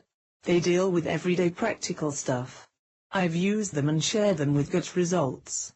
5.0 out of 5 stars. Incredibly effective and easy to apply. The 12th of July 2013 by Elprehzleinn format, Kindle edition pipe Amazon verified purchase. I stumbled across this beautiful book, and was immediately drawn in. The exercises are simple and very accessible, yet incredibly powerful from a mindfulness perspective. This is like the essence of mindfulness with its prerequisite, an amazing tool to help feeling great about ourselves. Not only do readers get acquainted intimately with their lives in a way that frees them from persistent judging patterns, they also discover a powerful method of aligning the mind to its true purpose, which is solving problems rather than ganging up against and destroying and sabotaging ourselves with constant self-critical remarks. I would recommend this book to anyone, whether professionals in the fields of therapy, mindful coaching or psychology, or as a staple for self-awareness and transformation. Excellent.